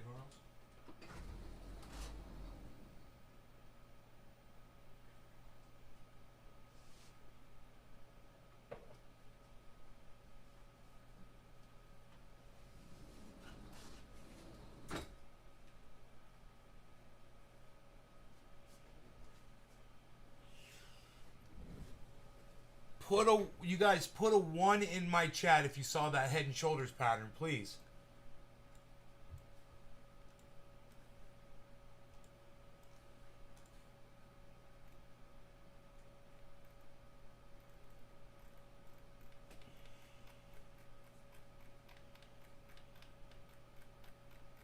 Yes, Keith, thank you. Yes, you see Head and Shoulders pattern. Cool. That's how you read Bitcoin, man. You know, and there's other patterns, but this was just a very basic and simple, kind of almost like a beginner way of being able to read what Bitcoin's up to. Alright, let's see what it's doing. It looks like it's trying to recover. It's at 61,750, guys. It's already recovering. Look at this. Massive drop, exactly as I predicted, and it can't do that forever. And I predicted it was going to go down to 61.7, and it went down to 61.605. It went down to 61.6. It went $100 lower than I predicted. So if you wanted to buy Bitcoin, that would be the time to buy right then. And then you wait for the next pattern to start developing to determine what it's going to do. Upside down head and shoulders, it's going up. Right side up, head and shoulders, it's going down. Descending value and volume, it's going up. Right? This is on a 1 minute chart, short term, guys. It's all I read. I only do the 1 minute charts.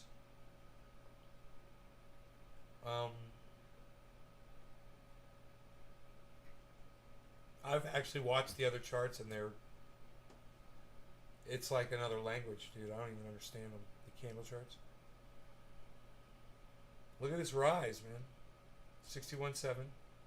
It's fighting right now at 61.7. Interesting. Potato Biden, you're still here, right on. Fuck Joe Biden. He's a dick. He's demented. Fuck Joe Biden. He sniffs kids in their hair. Fuck Joe Biden. He's real creepy. I fucking can't stand him. Fuck Joe Biden. Fucking hate Joe Biden, man. Ugh.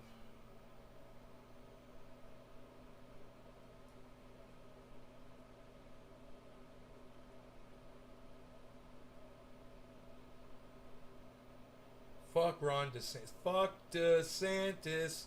He's a douchebag. He doesn't care about people. Fuck Ron DeSantis. He denies science. He's a fucking idiot. Fuck Ron DeSantis. He's denying facts about how many people are dying in the state of Florida. You know, I was listening to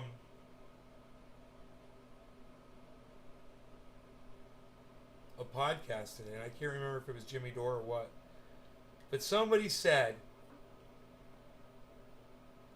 that Florida's doing great. As far as Jimmy said, I just been to Florida. You know, they're not treating this seriously at all. Nobody's wearing a mask over there. They're just getting on with their lives and blah, blah, blah. They're not reporting the deaths accurately in the state of Florida, guys. That's why the numbers are doing so good over there. If y'all didn't know that. Yeah, they're lying about the numbers.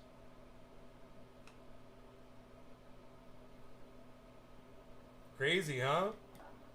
Did you know that?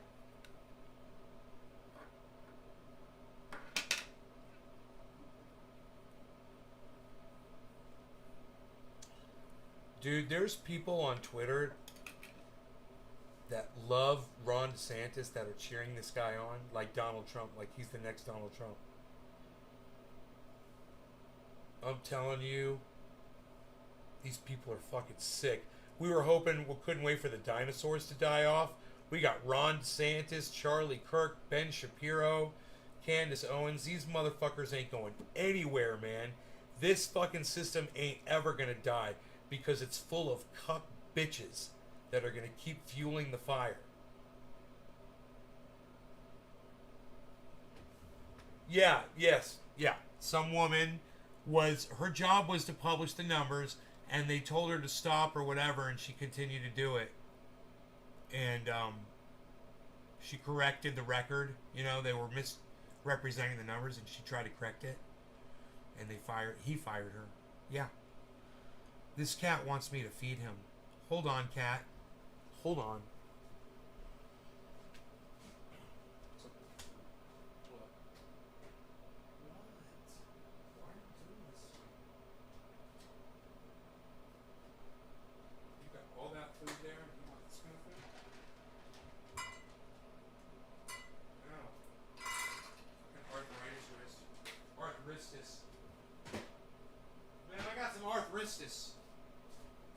I got some goddamn arthritis, man. I got the goddams and my goddams with the goddamn arthritis, man, on the goddams.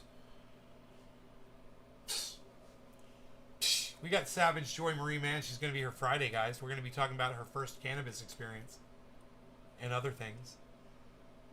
Where she's at politically and socially with various things. It's going to be fun, man. Ask her about Twitter Spaces. She's been going into those at all.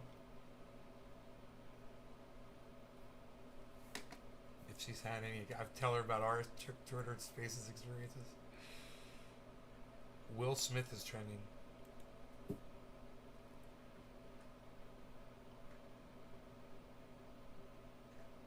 Yeah. Right on, buddy. Jesus fucking Christ. Dude, he's fucking ripped.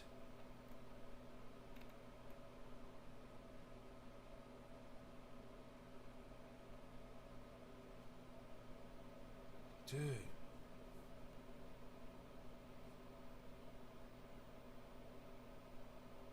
Dude, Will Smith is beyond jacked right now. Holy shit.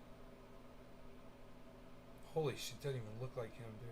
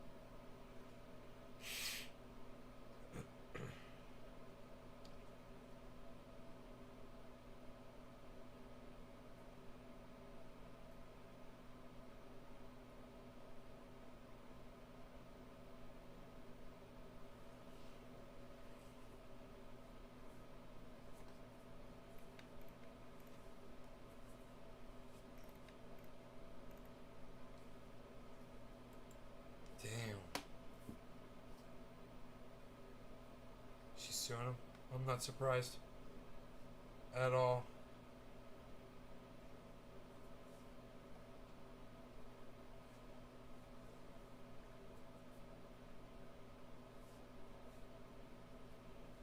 Ask a shit lib to define American imperialism and watch him fucking short circuit. Zzz. Oh, it's not. You can't have a discussion about that? You can't talk about what your administration does right now? You want to talk about Yemen? You want to talk about, hey, ICE, you want to talk about selling weapons to Saudi Arabia? Huh? Where's our bombs going? Where's those bullets? Whose bodies are those bullets ending up in? You want to talk about drone strikes? Hey, don't even do that. You want to go outside? I'll let you go outside. Yo, Iceman! Yo, Iceman, Iceman! Yo, Iceman! At the beginning of the show, I go, yo, Iceman! Yo, Iceman! And I was like, show. Go fucking show up, man. Harles, you want to go outside, bees? He's mini bees. You want to go outside? Alright, mini bees. Go on. Mini bees. Mini bees. Rogi's like all chilling. Rogi, why you bees? Love bees. I love you, bees. Love you. We had fun today, didn't we? You and I had fun today. We ran around. You got in your seat. You got in your daddy's seat. He knows what that means. You got in your seat. Did you get in your seat? Did you get in your seat today with your daddy? So I tell him when he put him up there in the Roxor, you know, or any of the vehicles. I pick him up. I put him in. He's in the driver's seat. And he usually, you know, after I pick him up, he's heavy and he's got to rest for a second. You know, he kind of gets his muscles straightened out and shit. And then I say, get in your seat. And he knows what that means. You know what it means when I say get in your seat. And he just climbs over the console, or in the Roxor, there's a blanket there, so he can just walk on the blanket and go right over to the other seat because they're bucket seats. And he sits down, and I better do a dab with ice. And And that's that. But then when we are home and I need to get him out of the Rockster, out of the vehicle, he's still in the passenger seat and he won't get out of it. He'll stay there because he thinks we might be going again. So I say, Rogie, get in your daddy's seat. Come over here and get in your daddy's seat so I can pick you up and do elevator going down. Elevator going down. Elevator going down. I always say that shit to him, man. I'm very vocal with him, man. He understands a lot of English now. And if I say certain things, man, he knows. You know, he knows Homeboy's name. And I saw his truck today. He was at the neighbor's house working. And I know he's going to hook me up, bro. But it's just, that shit is so fucking good, man. That goddamn wedding cake is so goddamn good. Holy shit. Yo, Ice, cheers, brother. Hey, everybody, no law regarding cannabis. Cannabis is a tism for all. Iceman's here, everybody. Cheers. Let's smoke that.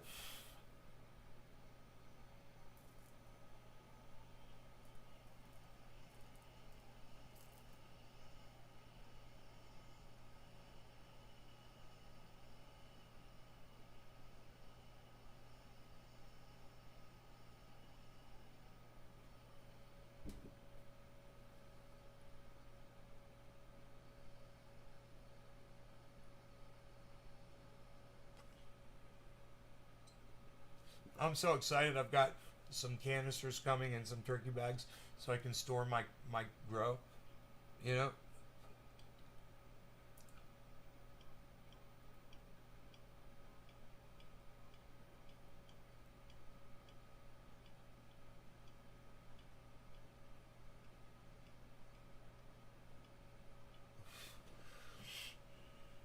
Then I gotta harvest that downstairs growing. I'm ready to do that. There's some fucking mites in there. I saw. Gotta go down there and do some work, actually.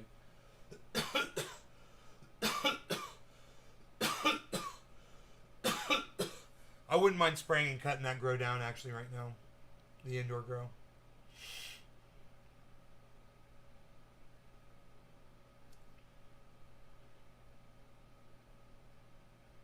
Just being done with it, you know? One of my lights blew in there about 2 weeks ago.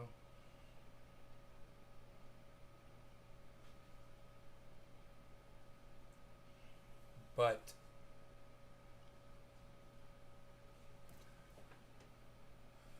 yeah, I got some shit I gotta do, you know?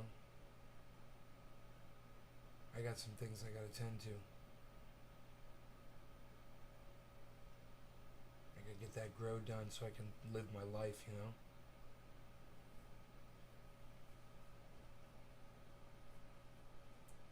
Beazle and I, we got to be beazling.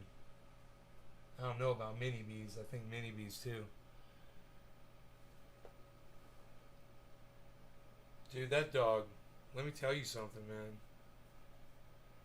The neighbor's dog came over. Yo, Ice, are you still here? Did everybody get Did I just lose a whole bunch of people get disconnected? Let me know. The neighbor's dog, big male golden retriever, came over. He's all, oh, good, you're still here. Good, brother. Trying to hump my dog. He always tries to hump my dog. My dog ain't having that shit. And anyway, he came over, man, and he came to the fence, and Rogie fucking barked the most aggressive bark and went right up to that. And that dog's friends with him, and that dog is not scared of him upon greeting. Now, when they're in a confrontation, oh yeah, dude, Rogie will completely intimidate that dog, and he knows it. If I were to allow that dog to jump up on Rogan and try to hump him, Rogan might get a hold of him, you know, and just break his leg. Just 1 second. But you know, I was right there, so I let him in, you know. And he immediately went right for Rogie's butthole And I told him right then and there. I was like, no, you ain't gonna do that shit. And so he's like checking out his dick and shit. I was like, yeah, right? Right? You get it yet? You're so fucking stupid. Why are you trying to hump another boy? It doesn't even fucking make sense.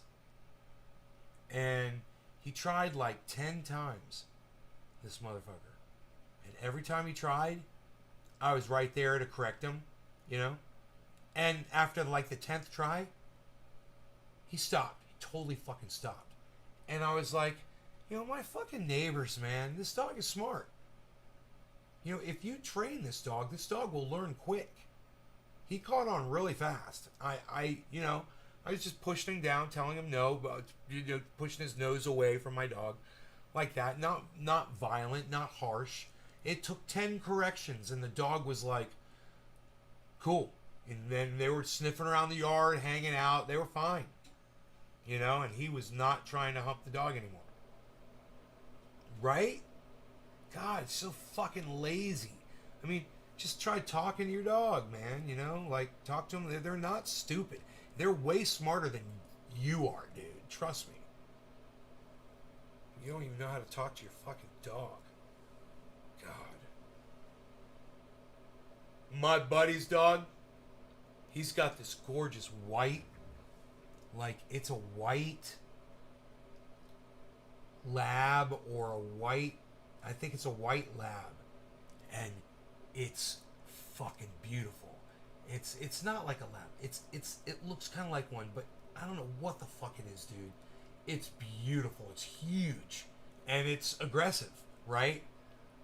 But Rogie goes up there, dude, and he likes Rogie, and they're on both sides of the fence, you know. And Rogie's also, because Rogie's not aggressive, you know, and he goes up and he's sniffing Rogie, and they're sniffing on each other through the fence. And that dog takes like 3 steps back and goes like this with his paws.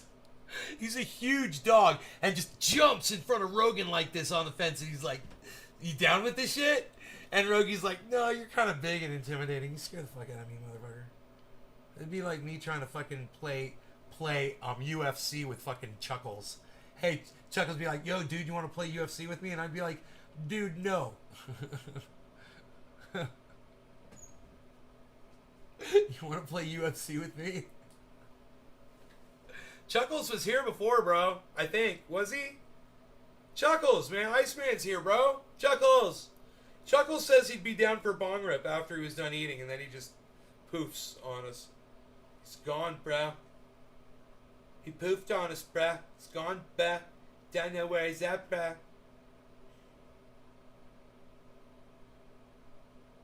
I had a dream, bro, that I was hanging out with my old school friends and I was all ripped and shit. And I didn't have my shirt on and we were all hanging out. And I just remember being like, hanging out and just being all ripped and shit. It's funny.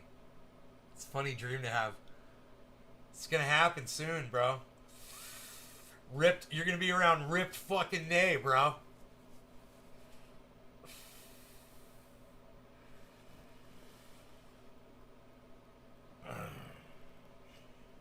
What do you think about that? I'm gonna bring the guns with me.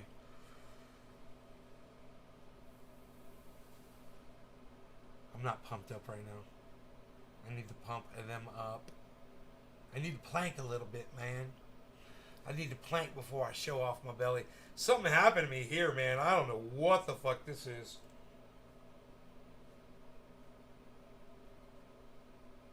That's a bug bite. Dude, that right there is a fucking bug bite.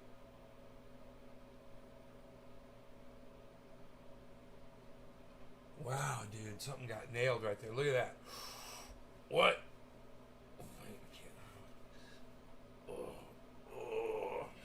can't do that shit unless I gotta pump it up first, dude. I gotta do some fucking reps. I can't be doing this shit. Hey, Monique. I was trying to show off my fucking muscles, but Stephen Culbertson's here. Yay, Stephen. Some people don't train their dogs. No, it's weird. Low. Okay, maybe. Yay. Okay, I bought cereal. I'm all excited about that. I got cheddar shells, man, already made at the store. It's awesome. I got tuna fish, bruh. I got burrito, bruh. A pork burrito, bruh. I got hamburgers, bruh, in the freezer, bruh. I got meatballs, bruh, in the freezer, bruh. Chicken and burger meatballs, bruh. I got everything except hamburgers bun, bruh. I forgot to get a hamburger and hot dog buns, bruh. Sexy boy. Monique calls me sexy boy. Monique Keener.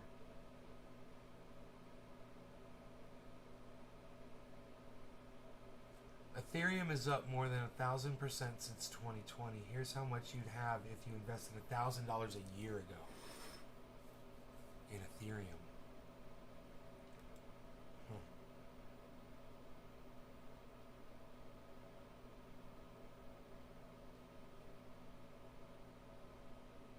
God.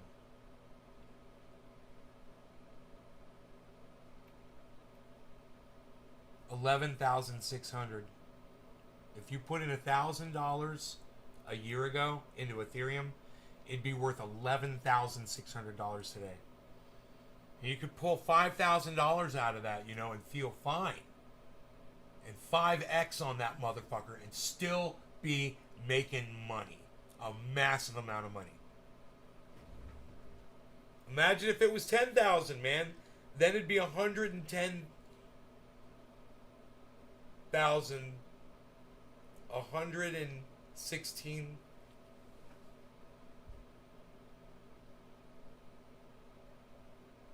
$116,000.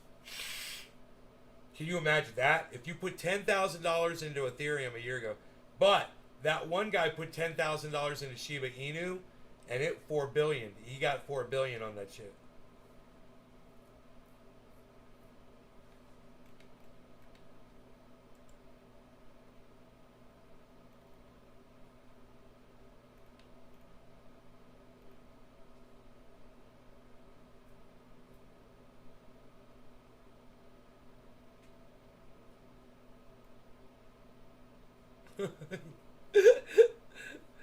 Somebody bought 0.26 ETH and then they immediately sold it like fucking idiots, man. Because it went down a little bit. They got out. They FOMO'd out. They didn't FOMO out. They fucking, what do they call that? Fudded? No, I forgot what they call that shit. It's back down to 61.6, guys. Exactly as I predicted.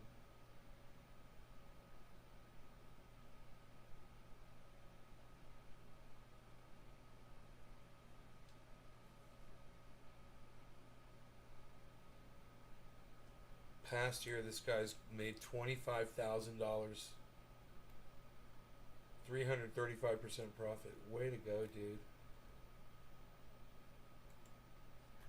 Fuck yeah.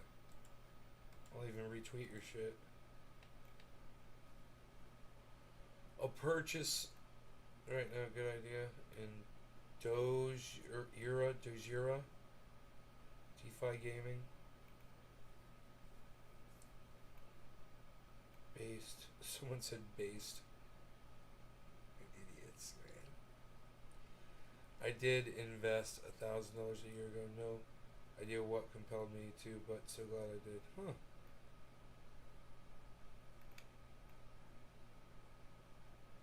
I don't know how my Ethereum's. I don't really ever look at Ethereum. My Ethereum has done 72%. That's good. So I put in, I'll tell you how much I put in, okay? According to this, and I buy and sell Ethereum all the time, so this is not completely accurate. You got to use Ethereum all the time, so you can't track it all. This says that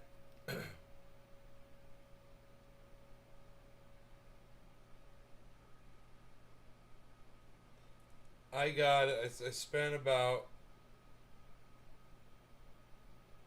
give me a second here.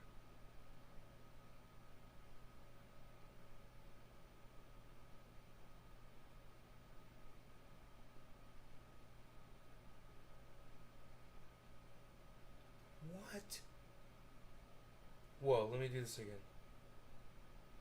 Let me do the math here on my calculator. That doesn't make sense. Wait.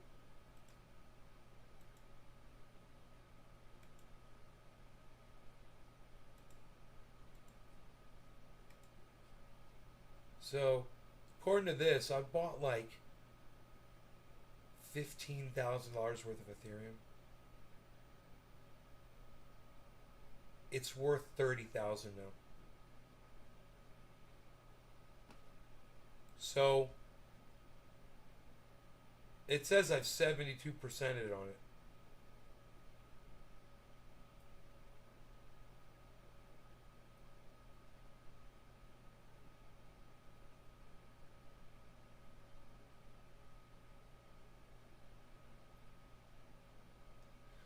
My problem is I didn't get it sooner, like they were talking about. They said a year ago. I didn't get it a year ago.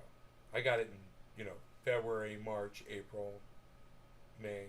I've been buying Ethereum all along because, like I said, I need it. I use it all the time. I want to have Ethereum on every exchange. I want to have Ethereum everywhere. It's the gas that fuels all of your purchases and your exchanges and everything. It's good to have a lot of Ethereum. They call it ETH. They call it Ether. It's all the same thing. You got it at 600 and sold it at 700.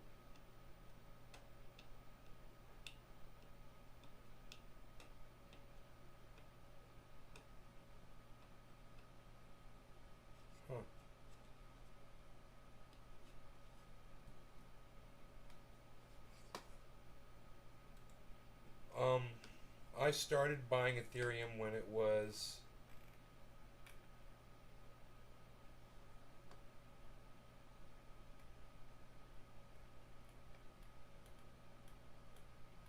$1,300.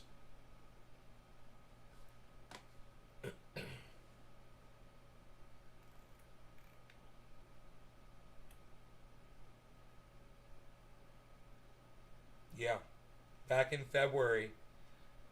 The first time I had to buy it, I got a little bit of it when it was at 1,700, but within one day it dropped to 1,400. So I bought almost triple of what I just did, right? And then it dropped another $100 in 5 days, and I got another $1,000 worth. All in February. I'm looking for like a huge purchase of it. There's a big sell of it right there. I sold yeah, oh my god. Profit. So there you go right there, $2,400 right there. I sold. Pulled profit. Most likely. Or may have traded, for another crypto. It says sell. And then, I had to buy some recently because I knew it was going up over 4,000. So I made a business decision. I was like, I'll just take this money right here, and I'll just put it in there, and then as soon as it goes over 4,000, I'll take the money out and I'll put it back in the bank, right? That was almost $7,000, and I just left it sitting in there. I'm like, I'm not pulling that out. It's made plenty of money. I don't know how much it's made, but I'll tell you this. I got it, both of those, at $37.90, and now it's at $43.47, man.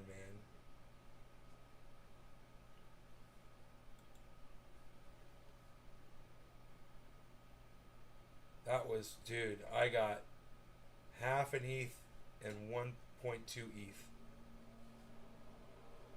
on those two purchases.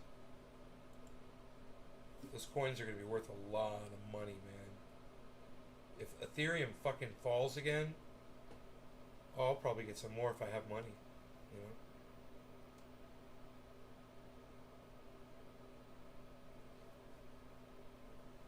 My portfolio's down, guys. Down to 27%. Let me refresh it. It's got to be worse than that. There's no. That's a long time ago. It's got to be lower than that. Okay, now it is 27% after a refresh.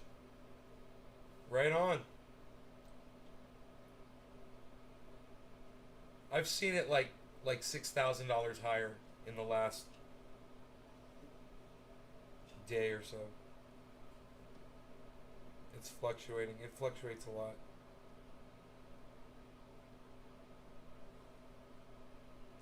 So Ethereum, yeah, I'm 72%. Polygon Matic, I'm 90% on, guys. 90%. Doubled my money on that one. Obviously, I've taken money out of that. I've got something to share with y'all. It's kind of interesting. You remember I told you how great Celsius was? You know, they really are. When you send XRP Ripple into your Celsius account, you need your wallet, but you also need your Celsius wallet key. There's a key number too. It's shorter. It's only like a 10-digit number, right? I know this, and I went to transfer all of my XRP from one of my exchanges into Celsius, right? I copied and pasted both the wallet address and the code into, you know, there's a key into the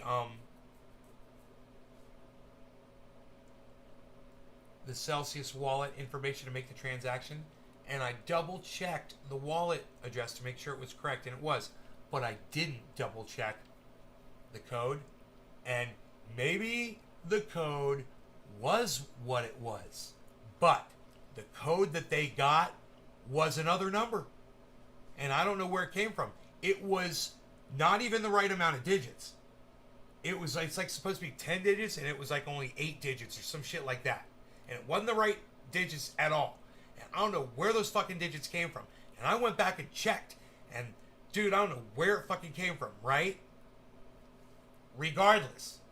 I didn't know. And it was a lot of fucking XRP. And I didn't know. So, one day out of the blue, you know, months later probably, I don't know, I'm like, whatever happened to that XRP? I got XRP somewhere, right? So I started looking around for it. I was like, I panic every time I do that. And then I remember it's all in Coinbase Pro. I needed that today, too. And I had to look something up on Coinbase Pro, and it was right there. I was like, oh, that's where it is. For this, actually, for Celsius, I had to look something up. I had to look up a transaction. Anyway, I'll tell you about that.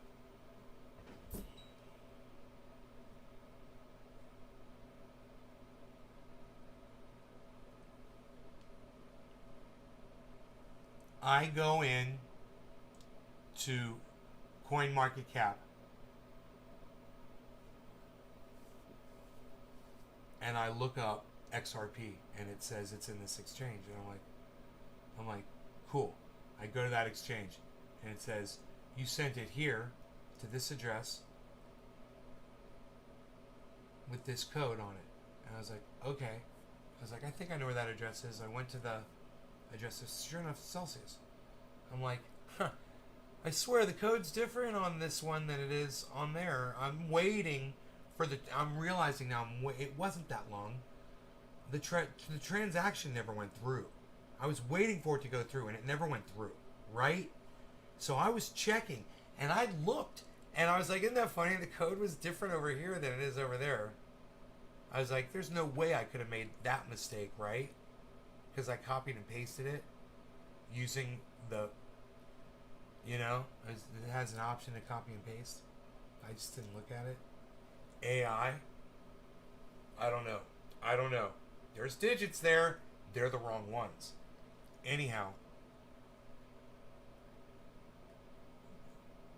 the coins never went through. And I realized, I went back and I looked and saw how much money that was. And I said, oh my goodness, I think I made a horrible mistake here.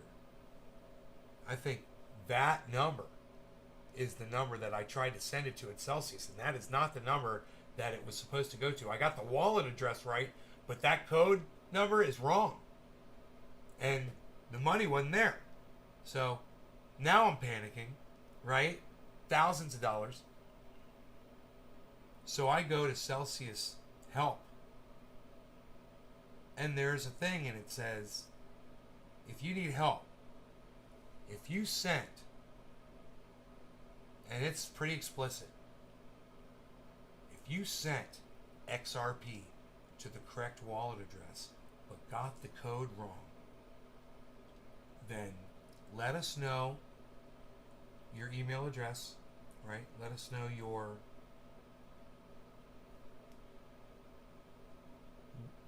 wallet, your the code that you accidentally sent it to, and then let us know the code that you're supposed to send it to, and let us know the wallet you're supposed to send it to, the wallet was coming from. And I was like, oh man, I can do that shit, right? You can look up these transactions and I can send them this information. Send them an email, right? It said it can take up to 90 days for us to respond. I was like, okay, it's cool, you know. That money ain't going anywhere. It's accruing interest. You know, the XRP's going up. So I'm not worried about it. You know, I'm pretty chill. I can wait plenty of time. You know, let that money just keep making me, let that crypto keep making me money. I don't give a fuck, right? Fucking like 2-3 days later, I get an email from Celsius. My mind is blown. They're like reference, and it says the goddamn code to the case number and everything. It's like, hi, it's the team from Celsius. We want to get in touch with you and let you know that we are going to look into your situation here, but we're not able to do it just yet. We've got an influx of requests, and as soon as we get to you, we'll let you know. We'd like to have this wrapped up. We'd like to have somebody back with you within 24 hours. I was like, 24 hours? I was like, whatever the fuck. You're not going to get back with me within 24 hours. And stupid fucking email. I'm like, but they sent me an email, right? 24 hours later, I'm looking. I'm like, see, I knew they weren't going to send me an email. They didn't. It was funny. 48 hours later, next day, I get a fucking email from Celsius. And it's all apologetic. And you know what it says? It's from a dude. And he tells me his name. He's like, hey, this is my name. I'm from Celsius. He's like, I'm 48 hours late in getting back with you, bro. He's like, I was supposed to get back with you 24 hours ago. And I haven't been able to. I was like, I'm trying to get to as many people as I can. He's like, I apologize for the delay in getting back. And I'm reading this and I'm flipping out because I love Celsius. And this was, you know, I'm assuming this is my fault, whatever. But just the fact that I was able to get in touch with a person, it just really made me happy, you know? So I'm like, I type back and I'm like, oh, and he said, I'm going to get back with you within 24 hours. He's like, I'm just emailing you now to tell you that I will answer within 24 hours of this message. And I was like, okay. Boom, 24 hours later, there's another email from him. And he says, hey, he says, I went through your stuff. He says, can you send me the transaction code? And I'm like, oh, dude, this shit's easy. I'm like, I can do that. I go where I got the exchange where I got it from. You know, there's some exchanges, man, where you can't necessarily look the shit up right, man. I don't know what the fuck is up with that, but it's not all visible, and I don't know what the fuck. But on a lot of them, it's easy. You hit the 3 dots at the top. It brings up all the information. There's a link. You can go inspect it on a browser and get all the information about the entire transaction. It's really cool. All that information's available. You can copy and paste it. I was on my phone, and I was typing email to him on my computer. I pulled up the transaction code. It's got the transaction code. It's got the transaction for the blockchain. It's got the transaction code for the exchange. There's 2 of them. So, I'm like, I could fucking email these. I mean, you know what? I'm just going to type them in. Fucking put the thing down. I got fucking sophisticated layout. And I hand typed the entire codes, checked them, made sure they were right. And I told that guy, I was like, dude, I love you guys. I think you guys are awesome. Thank you so much. Here's my code. And I sent it back to him. And,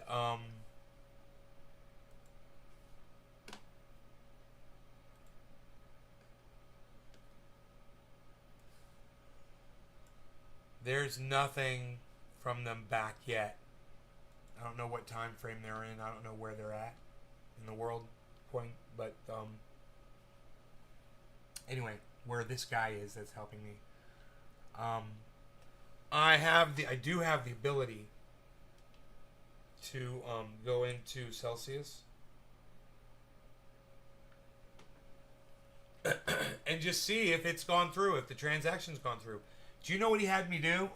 You know, oh, they had me do one other thing. They said, please send a $10 transaction to the correct wallet with the correct code. And I was like, yeah, I can do that. I sent $10 to XRP, and it went through. And I saw it go through. I got the code right the second time. Right?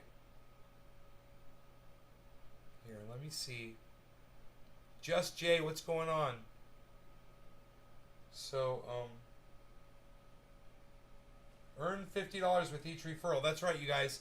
I earn $50 every time you guys use my code on Celsius. Join up with my code, and you have to put $400 of Bitcoin into a Bitcoin account.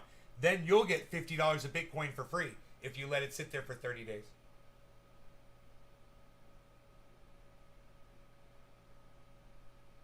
Okay, so no, my Ripple has not gone through yet.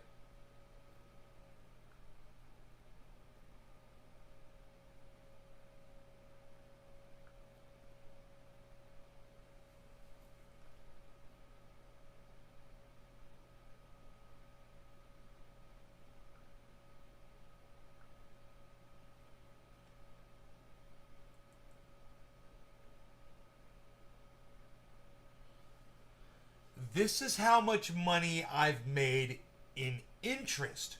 Okay. This is not the value of crypto going up. Like we're watching, you know, right now we're watching Bitcoin go up. Right now it's at 61,880 right now. Okay. Not like that. This is when you put your Bitcoin and you let it sit in Celsius in your piggy bank, right? With your HODL mode on. It's just earning you interest. Well, there's a spot on Celsius on the very front page where it shows you how much interest altogether you've made to date. You want to see how much interest I've made to date on Celsius so far, guys? That's just from letting my money sit there. That's how much money I've made on Celsius. Just letting my money sit there. And I don't have all of my crypto in there. But I got a good portion of it. I'd say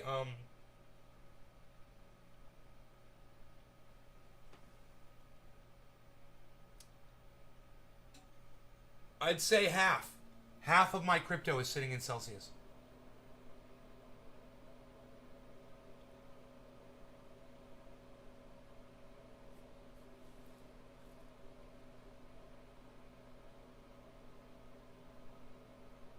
You'll get some SNX soon. Man, that one's doing me well. Still getting 13.99%, man.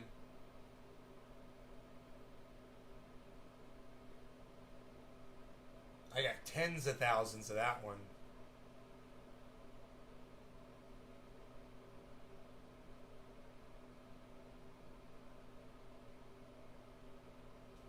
They offer so many at Celsius. You guys, I recommend purchasing Celsius.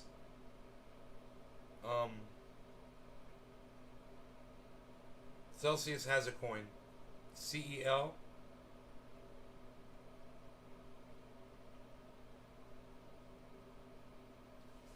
It pays 4.86% at Celsius. So you're getting 5% on your Celsius if you get some. USD coin is 8.88% at Celsius. Just for letting it sit. So that's something all you kids can think about too. And I'll leave you guys once again with my final position right now on Harmony One.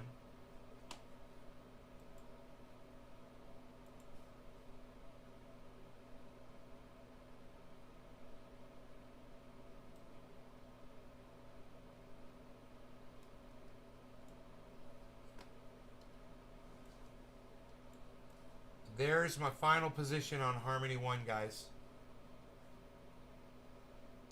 John Doe, can I send you a few thousand investment and give me 20% after 6 months? John Doe, that's funny. I need to get a license, John. I need to get a license and learn how to invest people's money. You can't just do that, you know. I wish you could. I wish you didn't need a license. I would love to do that for people. I would love to play with money, you know. That'd be fun. I was like, dude, if I could take risks, I mean, how much risk do you want to take? That's what I'd be asking people. Because, see, that's the thing. I'll only take so much risk with my own money. But if you want to take more of a risk, and I'm like, cool, you'll take a risk, and I'll put, you know, a little bit on what you're doing, you know, just to increase the amount going in, and I'll get some profit on your riskiness. I'm good at this. Yeah, I'm good. I'm good, man. I've picked some winners, man. Polygon Matic, Ethereum, Cardano, Harmony One, Polkadot, Dogecoin, man. Dogecoin is back down to 28 cents, everybody. Algorand, Cosmos Atom, ATOM. I'm 100% on that one almost, guys. These are great picks of mine, guys. You know, and I had really good advice from really good people that really know what the fuck they're doing. And they're talking about Tezos, and they're talking about Moon River. You guys, you know, they're talking about all kinds of new ones, and they're saying, you know, you're not going to want to miss out on these when they're like this, because they're going to be like the way these are now in a year or two or less. Who knows? You know, but listen to Lark Davis. You know, I'd write down all 5 of those, and those are the ones I'd be looking for the dips on, you know. I'd be looking for... Let's check out Moon River, okay?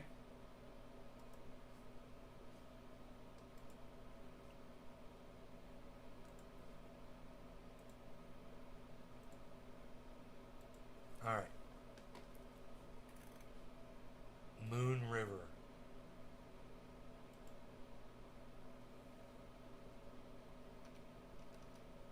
Moon River, MOVR. Do we track that one?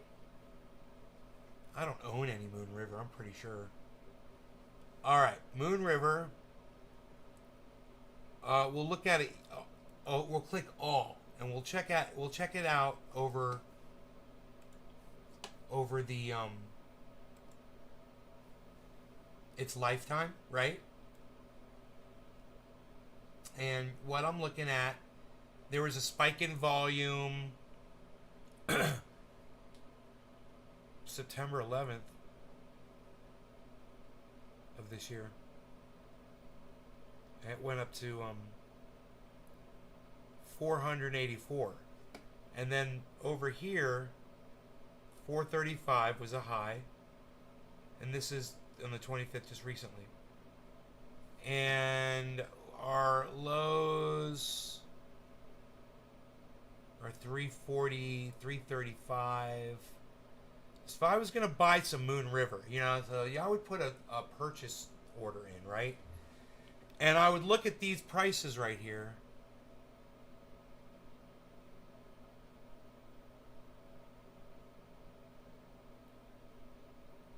Now, if you had purchased Moon River on October 12th for $231, the last time it was like that was way back in September.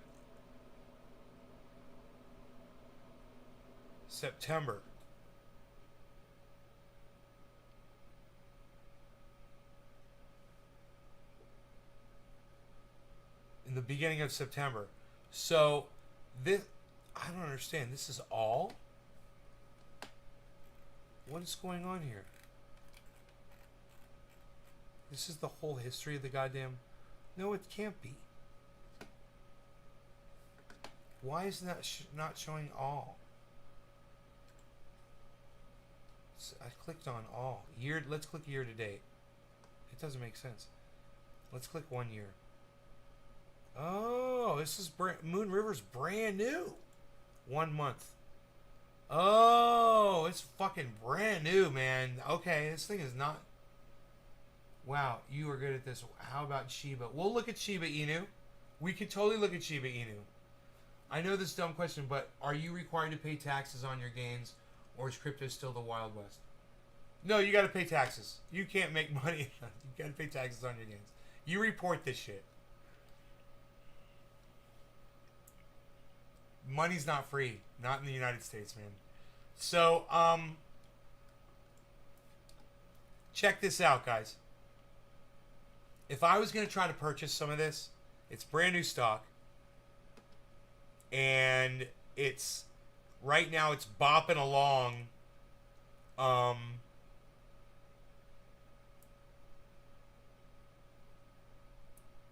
dude. It was, look at this. It was at 435, 420, 422, 426. It was really peaking at 4. Now it's down to 384. Oh, fuck, dude. You know, Moon River, I mean, this is my personal opinion, guys, on Moon River. I'd get it right now. That looks good to me. Right? This is one that's going to take off. So, if you wanted some coins of Moon River, I would say get 3 coins. Current price is $3.85. I'd get 3 coins right now. Look, this is one that you're going to hold long term for a long time. If the whole market's going to go up, and this thing's going to go up like Lark Davis says, boom. Okay, so let's go ahead and let's add this one to the main watch list here. Give me a second here.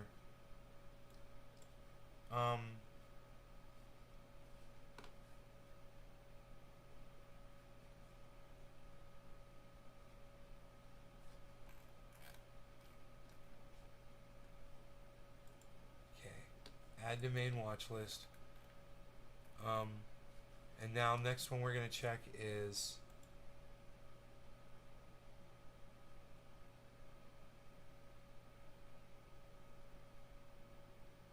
you said you want to check Shiba? Shiba Inu.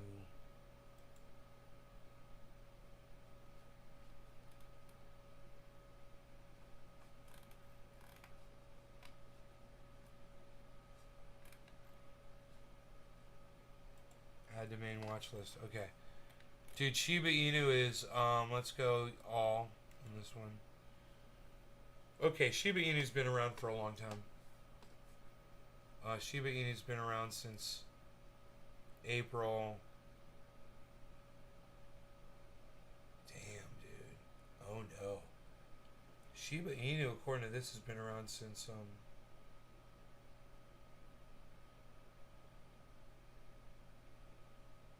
August of 2020.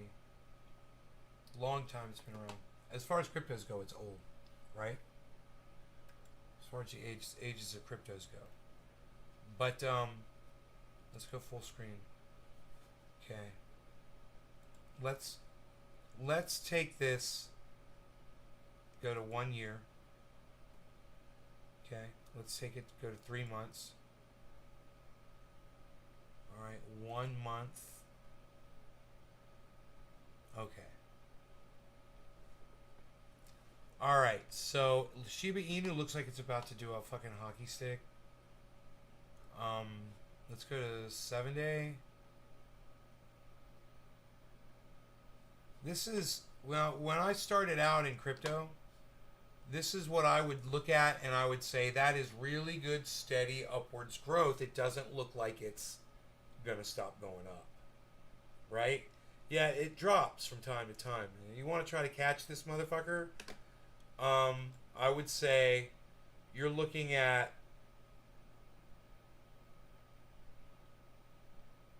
your 4 zeros and a 6. 4 zeros and a 5. 4 zeros and a 61. 4 zeros and a 67. And now it's just going down to fucking 73, 72, 75. Look. If I was going to get Shiba Inu, I'd get it right now. I'm not worried about it dropping too far. No way. It's showing really steady, healthy fucking growth. It's just going really, really nice, steady, even growth. There was a massive spike, which led to a massive, there's this huge spike right here and a massive drop. It recovered nicely. It dropped again. It recovered again on its way up. Gradually, it's recovering, and that dynamic is going more like this as people are buying and selling it, buying and selling it. I'm sure the overall market cap goes up, right? The volume's at 8, 6, 10, 11, 19, 24. Yeah, the market just goes up and up and up. 17. Wait, 16. Whoa. Yeah, 6. Up here, it's like 14, 13. It's going down. The volume's going down. It's interesting, but it's 14 billion. Whoa, here the volume was 41 billion. You can see that massive volume spike down here. Look at this massive volume spike. This was just the last few days when this happened. There was a big drop in it. Remember? Was that like yesterday? 2 days ago? Yesterday? 2 days ago, that giant drop. And it recovered. And now Shiba Inu is recovering really nice. And I would say, if I was trying to buy some Shiba Inu, I would get it right now. You know? Let's check Tezos. This is CoinMarketCap. I highly recommend it, guys. Tezos is XTZ. I might have a little bit of this, actually. I'm not sure. It's $6.70 right now. This is one Lark Davis is recommending.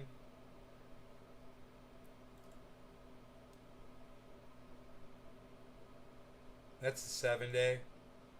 It's the 1 month. That's steady drop.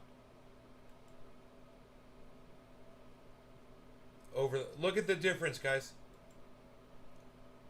Over a 1 month, it did really bad over the last 30 days. This would be a great time to purchase it. It's down. Because look at this. Over a 3 month period, it's fucking up pretty high. Look at it over a 1 year period, it's going to be up even higher. Look at that. Year to date. And let's look at it for all time.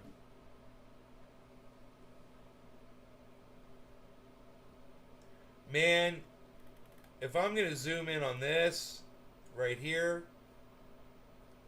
Dude, look at this. Are you kidding me? This is... You guys, watch this. July, fucking August, September, and October. It's just climbing, all that 4-month climb. Look at it over one day. It's jumping up, right? Look at it over 7 days. Kind of down. But look at it over 1 month. It's really down. It's down. If I was going to purchase Tezos, I'd get it right fucking now. And listen. It's $6.70 for a coin. And I would drop $1,000 on every single one of these. You know?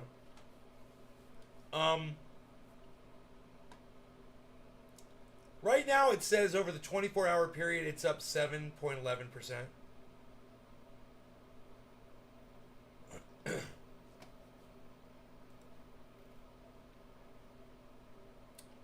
It was down to $6.11. It got as low as $6.11, and it's $6.70 right now. Over the grand scheme of things, you think you notice a difference between with what this thing's probably going to do? So, you know, that's just something you consider. When this thing is $20, you're not going to care if you got it at $6.30 or $6.10 or $6.70. You're not going to give a fuck. This shit's going to be worth so much money. Right? Tezos. We could learn about these, but what I'd rather do is I'd like for you guys to listen to Lark Davis talk about them. He's the expert on this stuff. So listen to what he has to say. Well, let's do it a little fast. Okay? Oops. Wrong button.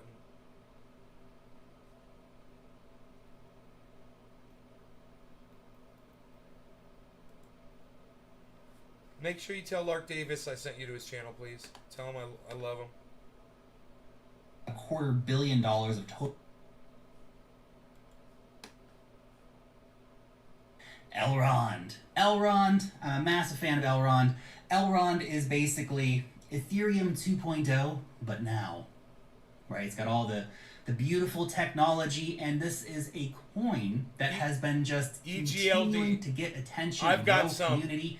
I've got And they are on the verge of launching their technology into the wild. So you guys want to look at that one and see if it's I lost the page. Coin market cap. I must have closed it out. We could check that one out and see if it's a good time to buy it, you know. Actually having a DeFi ecosystem and a token ecosystem and launch pads and all that stuff starting. So this is a coin we've been watching for a while now. We've talked about Elrond for a while now. Here we go. Seeing them get on the verge of launching things. And what am I talking about? Well, one thing that's coming is the Maiar DEX. This is launching in November. So this is basically Uniswap, but for the Elrond ecosystem, of course, coming out of their Maiar app, which is like the Elrond hub in terms of accessing staking and being the wallet for Elrond. And now, of course, it's going to have the decentralized exchange there for people. So this will actually let a DeFi ecosystem start. To have a good DeFi ecosystem, you need to have a good decentralized exchange to make that happen. The Maiar DEX, it's coming. This is going to be a really, really cool way for people to start interacting with the Elrond blockchain in a more serious way. And we also have the Elrond standard tokens coming. So this is, of course, a very, very important thing in terms of an ecosystem being built out. So this is one I'd like to highlight. And we're going to talk more about HoloRide later. Eddie, what's up, buddy? So Glad you made it. HoloRide is basically augmented reality for your car, right? So this, you know, you got the kids in the back and they can have this crazy experience, as you see on the screen here, what it would actually look like in that situation. So this is the birth of the Elrond standard tokens. So this is going to be one of the first tokens coming into the Elrond ecosystem. We're going to start seeing all of these Elrond tokens coming in. And Elrond, of course, a highly scalable blockchain, so it's going to allow for a lot of this kind of cool stuff straight on the layer 1 blockchain, which is obviously very, very exciting. Now, this one is it's super legit. I mean, it's backed by, I think it's an Audi, one of the biggest car manufacturers out there. So they're actually on board for this experience. So bringing this sort of augmented reality experience into the car, keep the kids busy in the back. And of course, as we move more towards a driverless car future, this kind of stuff is going to be absolutely massive. So this is, again, this kind of stuff is coming to Elrond.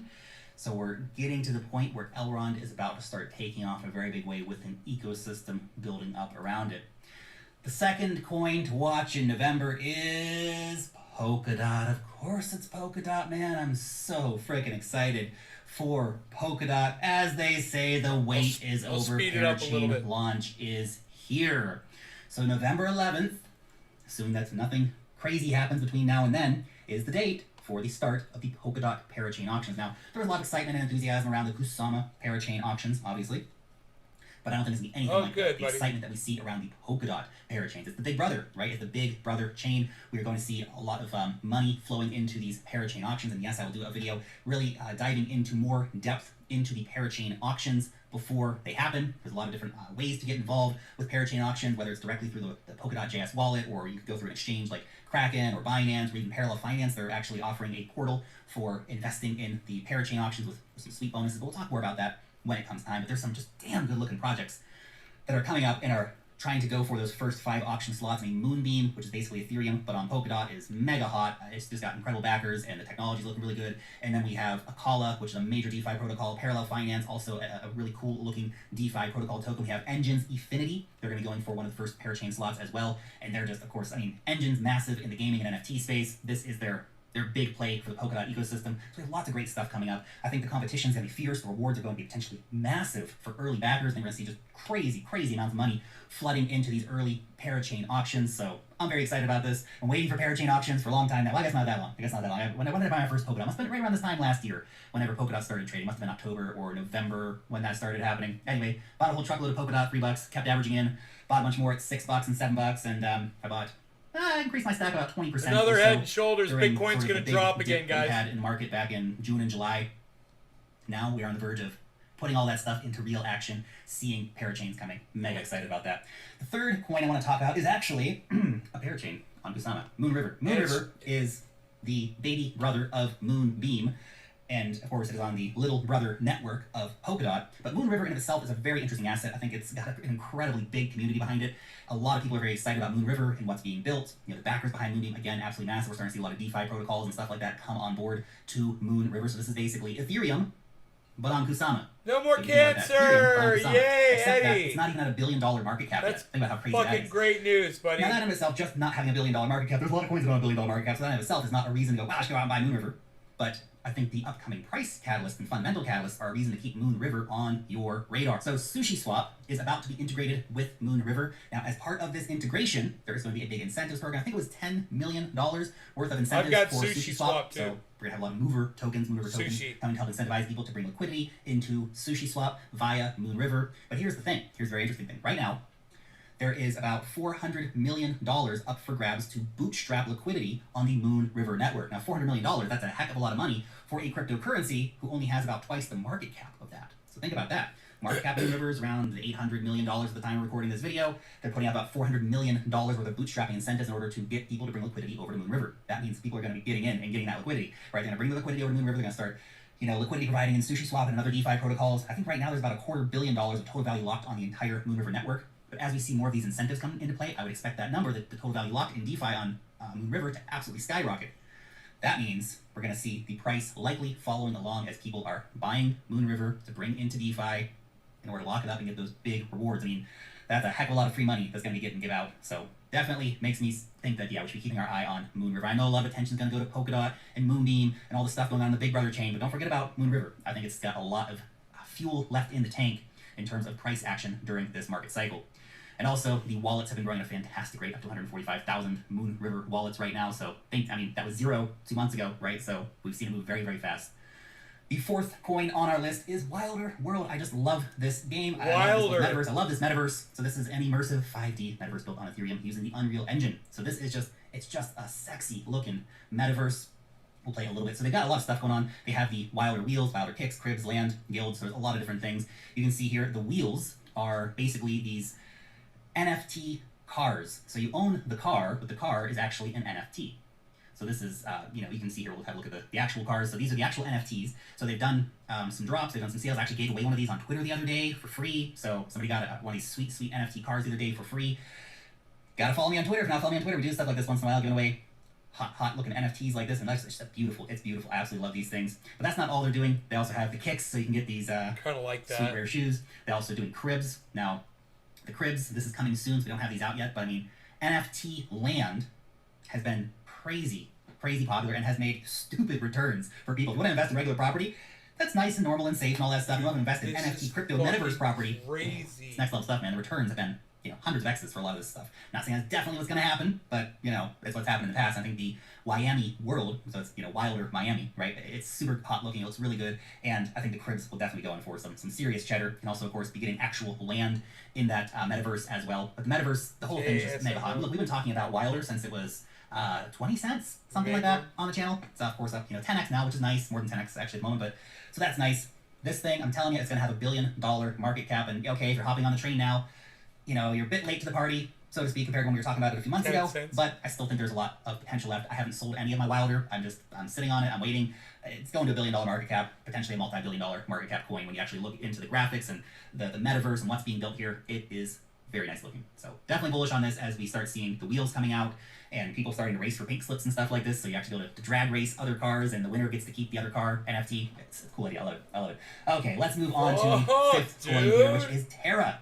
Terra's Luna That's fucked token. up, man. Now Terra, it's a very, very interesting cryptocurrency, and it's one that I wish I'd taken more notice of when it was $2, but I got a good chunk of it at about like $6 during the big market crash earlier this year. So I'm not, I'm happy enough with my Terra position. Should have bought more, as always, but I'm still very excited about Terra, and I think the potential of this asset to go up to be a three-digit asset, currently around like $40-$45 or something like that. But it will be over $100. And why will it be over $100? Well, because of this. This is a report showing that we're going to have over 160 projects launching on Terra early next year, but it's actually Luna, L-U-N-A. We're starting to see a lot of new projects launching on top of Terra. Now, it's really, really important to understand the dynamics of Terra here, because you might think, okay, great, the launching project, well, that's nice, Lark, but why is that going to make the price go up? Well, more economic activity is always good, but Terra in particular has a very curious relationship. So this is the thing. There's the UST stablecoin, right? US dollar Terra. So UST, every time you want to create more UST, you need to burn Luna. So that means that for every $100 million, for example, of a UST market cap increase, $100 million of Luna needs to be bought and taken out of the market. So if we have all these new DeFi and gaming and all this stuff, all these new protocols coming, we're going to have so much more demand for the UST stablecoin, which means that we're going to have more demand for Luna being pushed up price-wise, right? You have to think, Terra has got into the top 20 cryptocurrencies, basically with the price increases from the demand for UST going up from just having a couple of apps, well, only a few apps. So obviously Anchor Protocol is one of the big ones that lets you earn like 20% on your stablecoins. You have Mirror Finance, which allows you to be basically a liquidity provider or to buy synthetic stocks. And there's a couple others as well, but really those ones have created just an incredible amount of economic activity. Now we have this trickle of new projects starting to come in, and every single one of those new DeFi protocols that come in, they're going to want UST. They're going to need UST for liquidity provision and incentives and all this stuff, and people are going to want that and bring it in, and it means there's more Luna going to be taken out of the market, pushing the price of the Luna asset higher. Doc, he's not a fucking your brother. He's a fucking troll cunt. That's why you don't see his text coming up here. Please don't engage him. Thank you. So yeah, with 160 projects coming, I remain a Terra Luna bull at this point. So very, very curious to see, of course, how this all actually plays out in the wild. But now that we have our Columbus 5 upgrade that has successfully happened, and of course we have Terra connecting in with the Cosmos inter-blockchain. In fact, does one of you guys have an admin wrench? Can you block that fucking douchebag, please? If one of you guys is an admin and has a wrench over there, appreciate it. Communication protocol, which again no problem, just expands the liquidity potential for the US. Hey, if you don't see somebody's chat coming up in here, Fucking It's block Moon them. Math. It's Moon Math. That's why they named the token You Moon know, Math. It's unless going they're to the moon. saying, It's going to hey, the moon, that's man, why. Anyway, just my they two suggestions unblock me. for the day. Your question: what do you think is the one cryptocurrency that's absolutely going to go crazy in the month of November? Let us all know down below in the comment section. Thanks so much for watching today's video, and peace out till next time.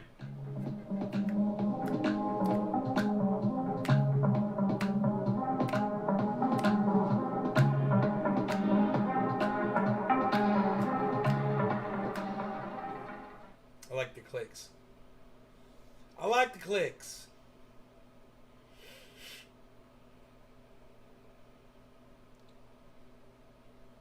Free crypto for scanning your eye.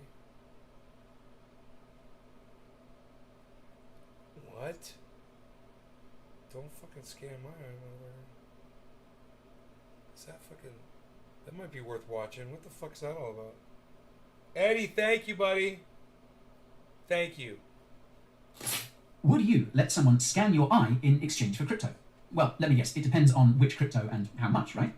Well, in this case, the crypto you would get in exchange for scanning your eye would be WorldCoin. Now, WorldCoin is a crypto project that's aimed to pilot universal basic Cheers, income I'll smoke using to a that. device called the Orb. And it's safe to say Finally, this man, admin's doing their job. So today, I'm Cheers. going to tell you what WorldCoin is all about and whether it's worth your eye. Before I bring out so much media attention, this is because Sam is famous for being the former president of Y Combinator, a startup accelerator which is responsible for launching more than 3,000 companies, including Twitch, Reddit, and Airbnb. Y Combinator also incubated crypto companies like Coinbase and crypto projects like Filecoin and OpenSea, many of whom received funding during Sam's tenure. Sam even co-founded OpenAI with Tesla CEO Elon Musk in 2015 and subsequently left his post as president of Y Combinator in 2019 to focus on OpenAI. I don't care about this. So what?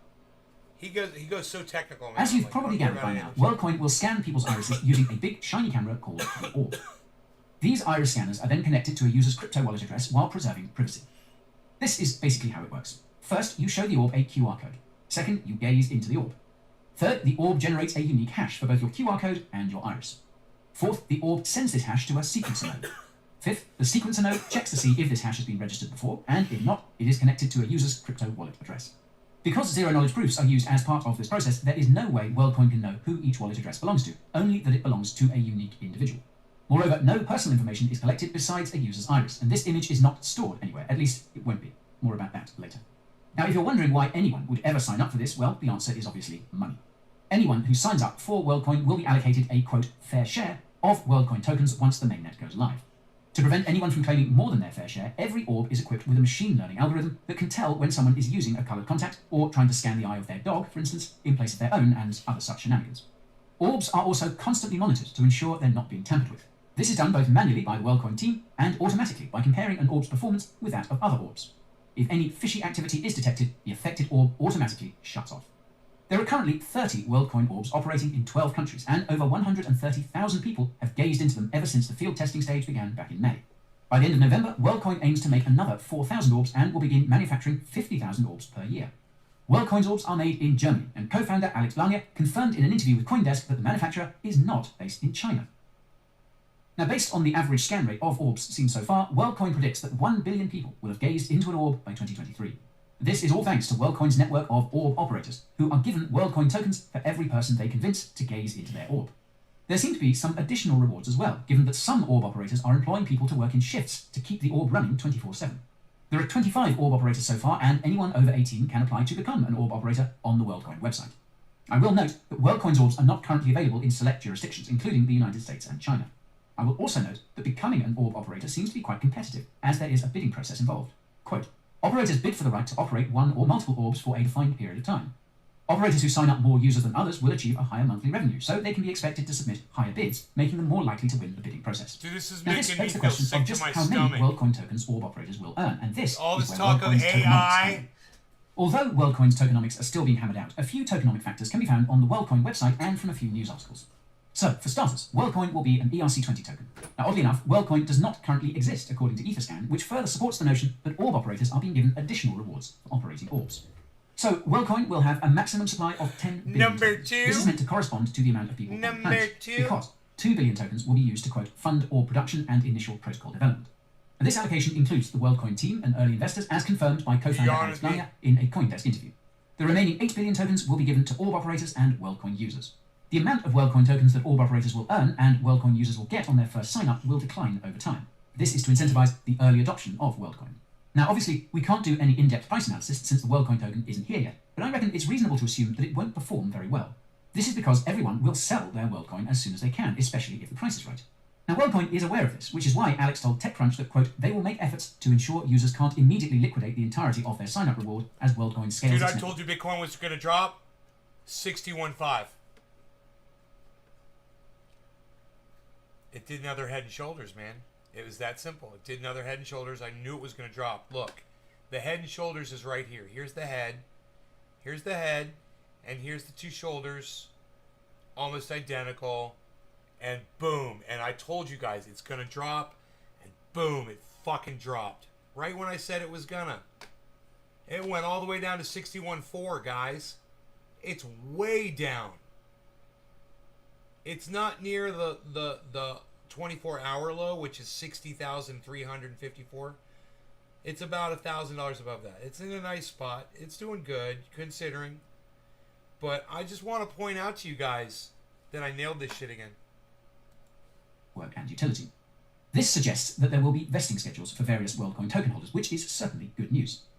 The key tokenomic factor to look for once WorldCoin goes live is a strong demand driver for the WorldCoin token, which will push up its price. Now, you can learn about the other tokenomic factors to be on the lookout for by using the link up there in the top right. In terms of when we will see WorldCoin go live, the answer seems to be early 2022. Besides that, WorldCoin doesn't have much of a roadmap. The only outstanding milestones I can find are the release of the WorldCoin wallet and the creation of software development kits to build WorldCoin-related decentralized applications. The WorldCoin team is also planning on building bridges between other Layer 2s on Ethereum, as well as other smart contract cryptocurrencies like Solana and Polkadot. Interestingly, the WorldCoin website notes that WorldCoin's upcoming milestones will be made in accordance with credible neutrality. Now, credible neutrality was detailed in a blog post by Ethereum founder Vitalik Buterin back in January 2020, and it's a good read if you have the time, and it can be summarized as how a cryptocurrency blockchain can be made to be as neutral as possible. Dude, that fucker is a goddamn genius. You realize where he came from and what he did, and you hear his fucking story, man, how young he is and what he's done. Dude, that's the guy that fucking created Ethereum, man. I mean, all those people are out there, oh man, I'd love to find out fucking who Satoshi Nakamoto is. Oh my god, Satoshi. Dude, I got the next best thing right there, bro. He's your man. You know? Get inside that motherfucker's brain. Dude, Ethereum, what he did with Ethereum is insane, man. He took blockchain to a whole new level, man. That kid. I wonder how old he is. Go figure.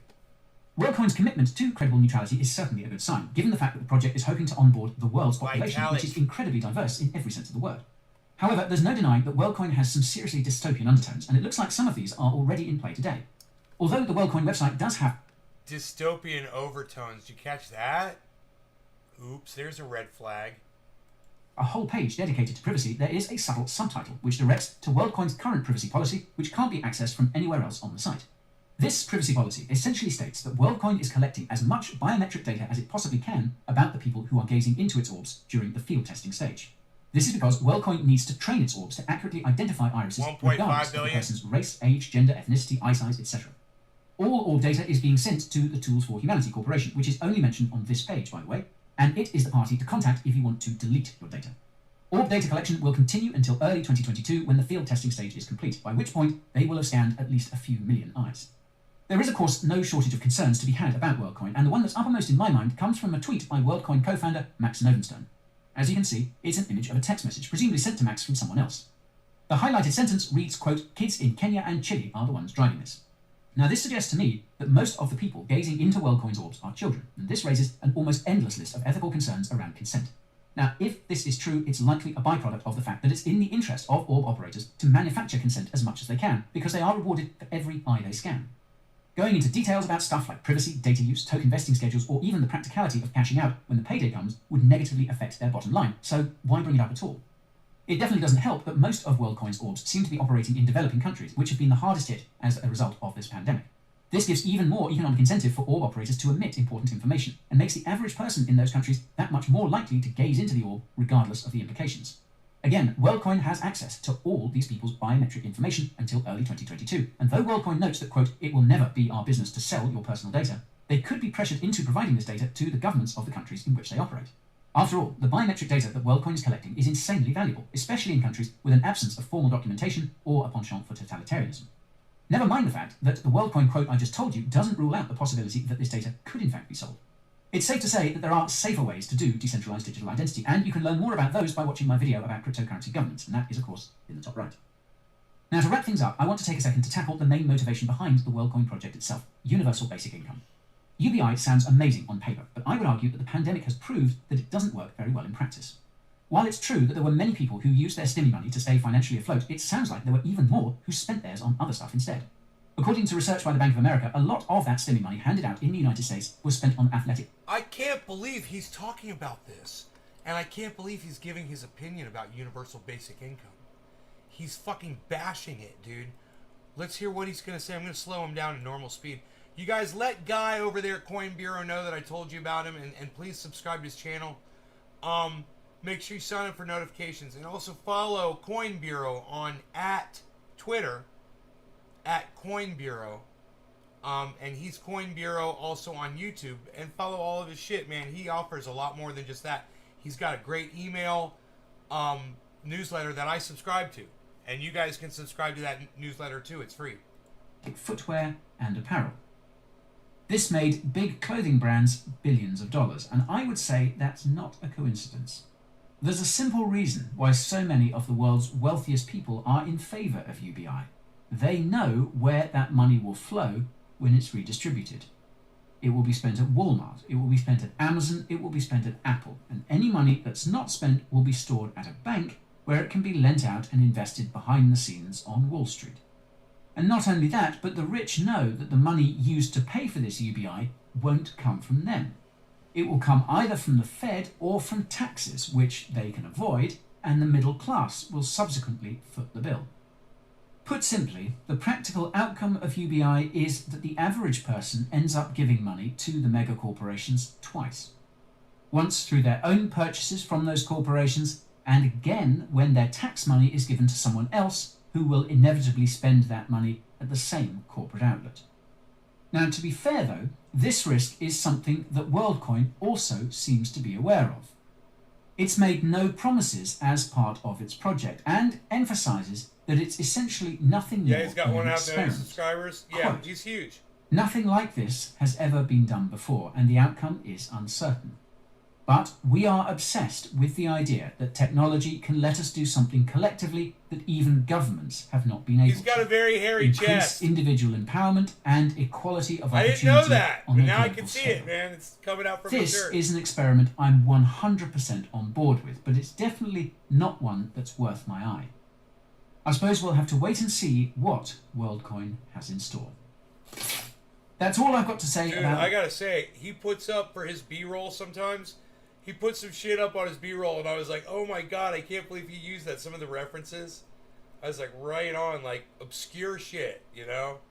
I was like, I'm so glad he fucking used that.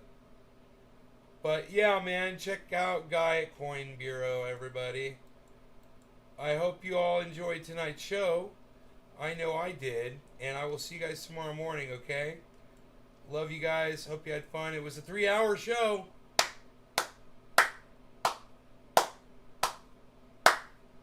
I applaud you all for hanging out. Any thoughts on Nano? I could look at that one for you. I might have some of that, man. I'm not sure.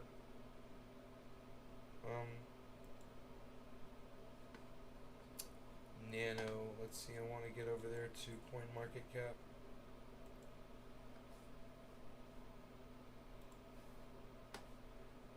Portfolio. Nano. N-A-N-O. Let's take a look at Nano. I might have a little Nano somewhere. I think I got some Nano. Let's see, Nano.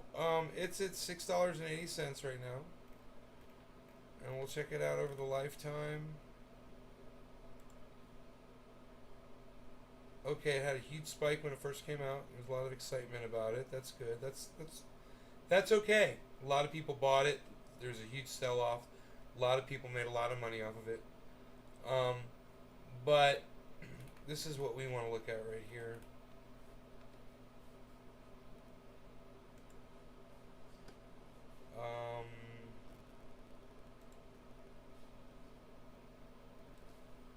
So we've got peaks here of just $6.16. I'm sorry, my bad. It says $13. $13, $11. Okay, it's been up to $13. It peaks out here at $7.40, $7.28. It got as low as $3.23 in July. Okay, let's zoom in here a little bit. Now lately it's been bopping along at $5, and it just shot up. Look, I would hope that that's going to come back down, you know, to try to purchase. I would not get it there. This is the first one, you guys. This is the first one that I think that I said, do not purchase this one right now.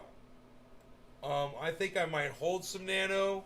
Right now I've got CoinMarketCap up right now, so I can literally just check and find out if I've got some. If I recorded it. Let me see if I have any. It just seems familiar for some reason.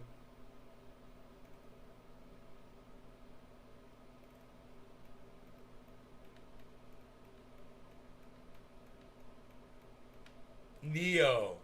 That might be what I was thinking of. Oh, I do have Tezos.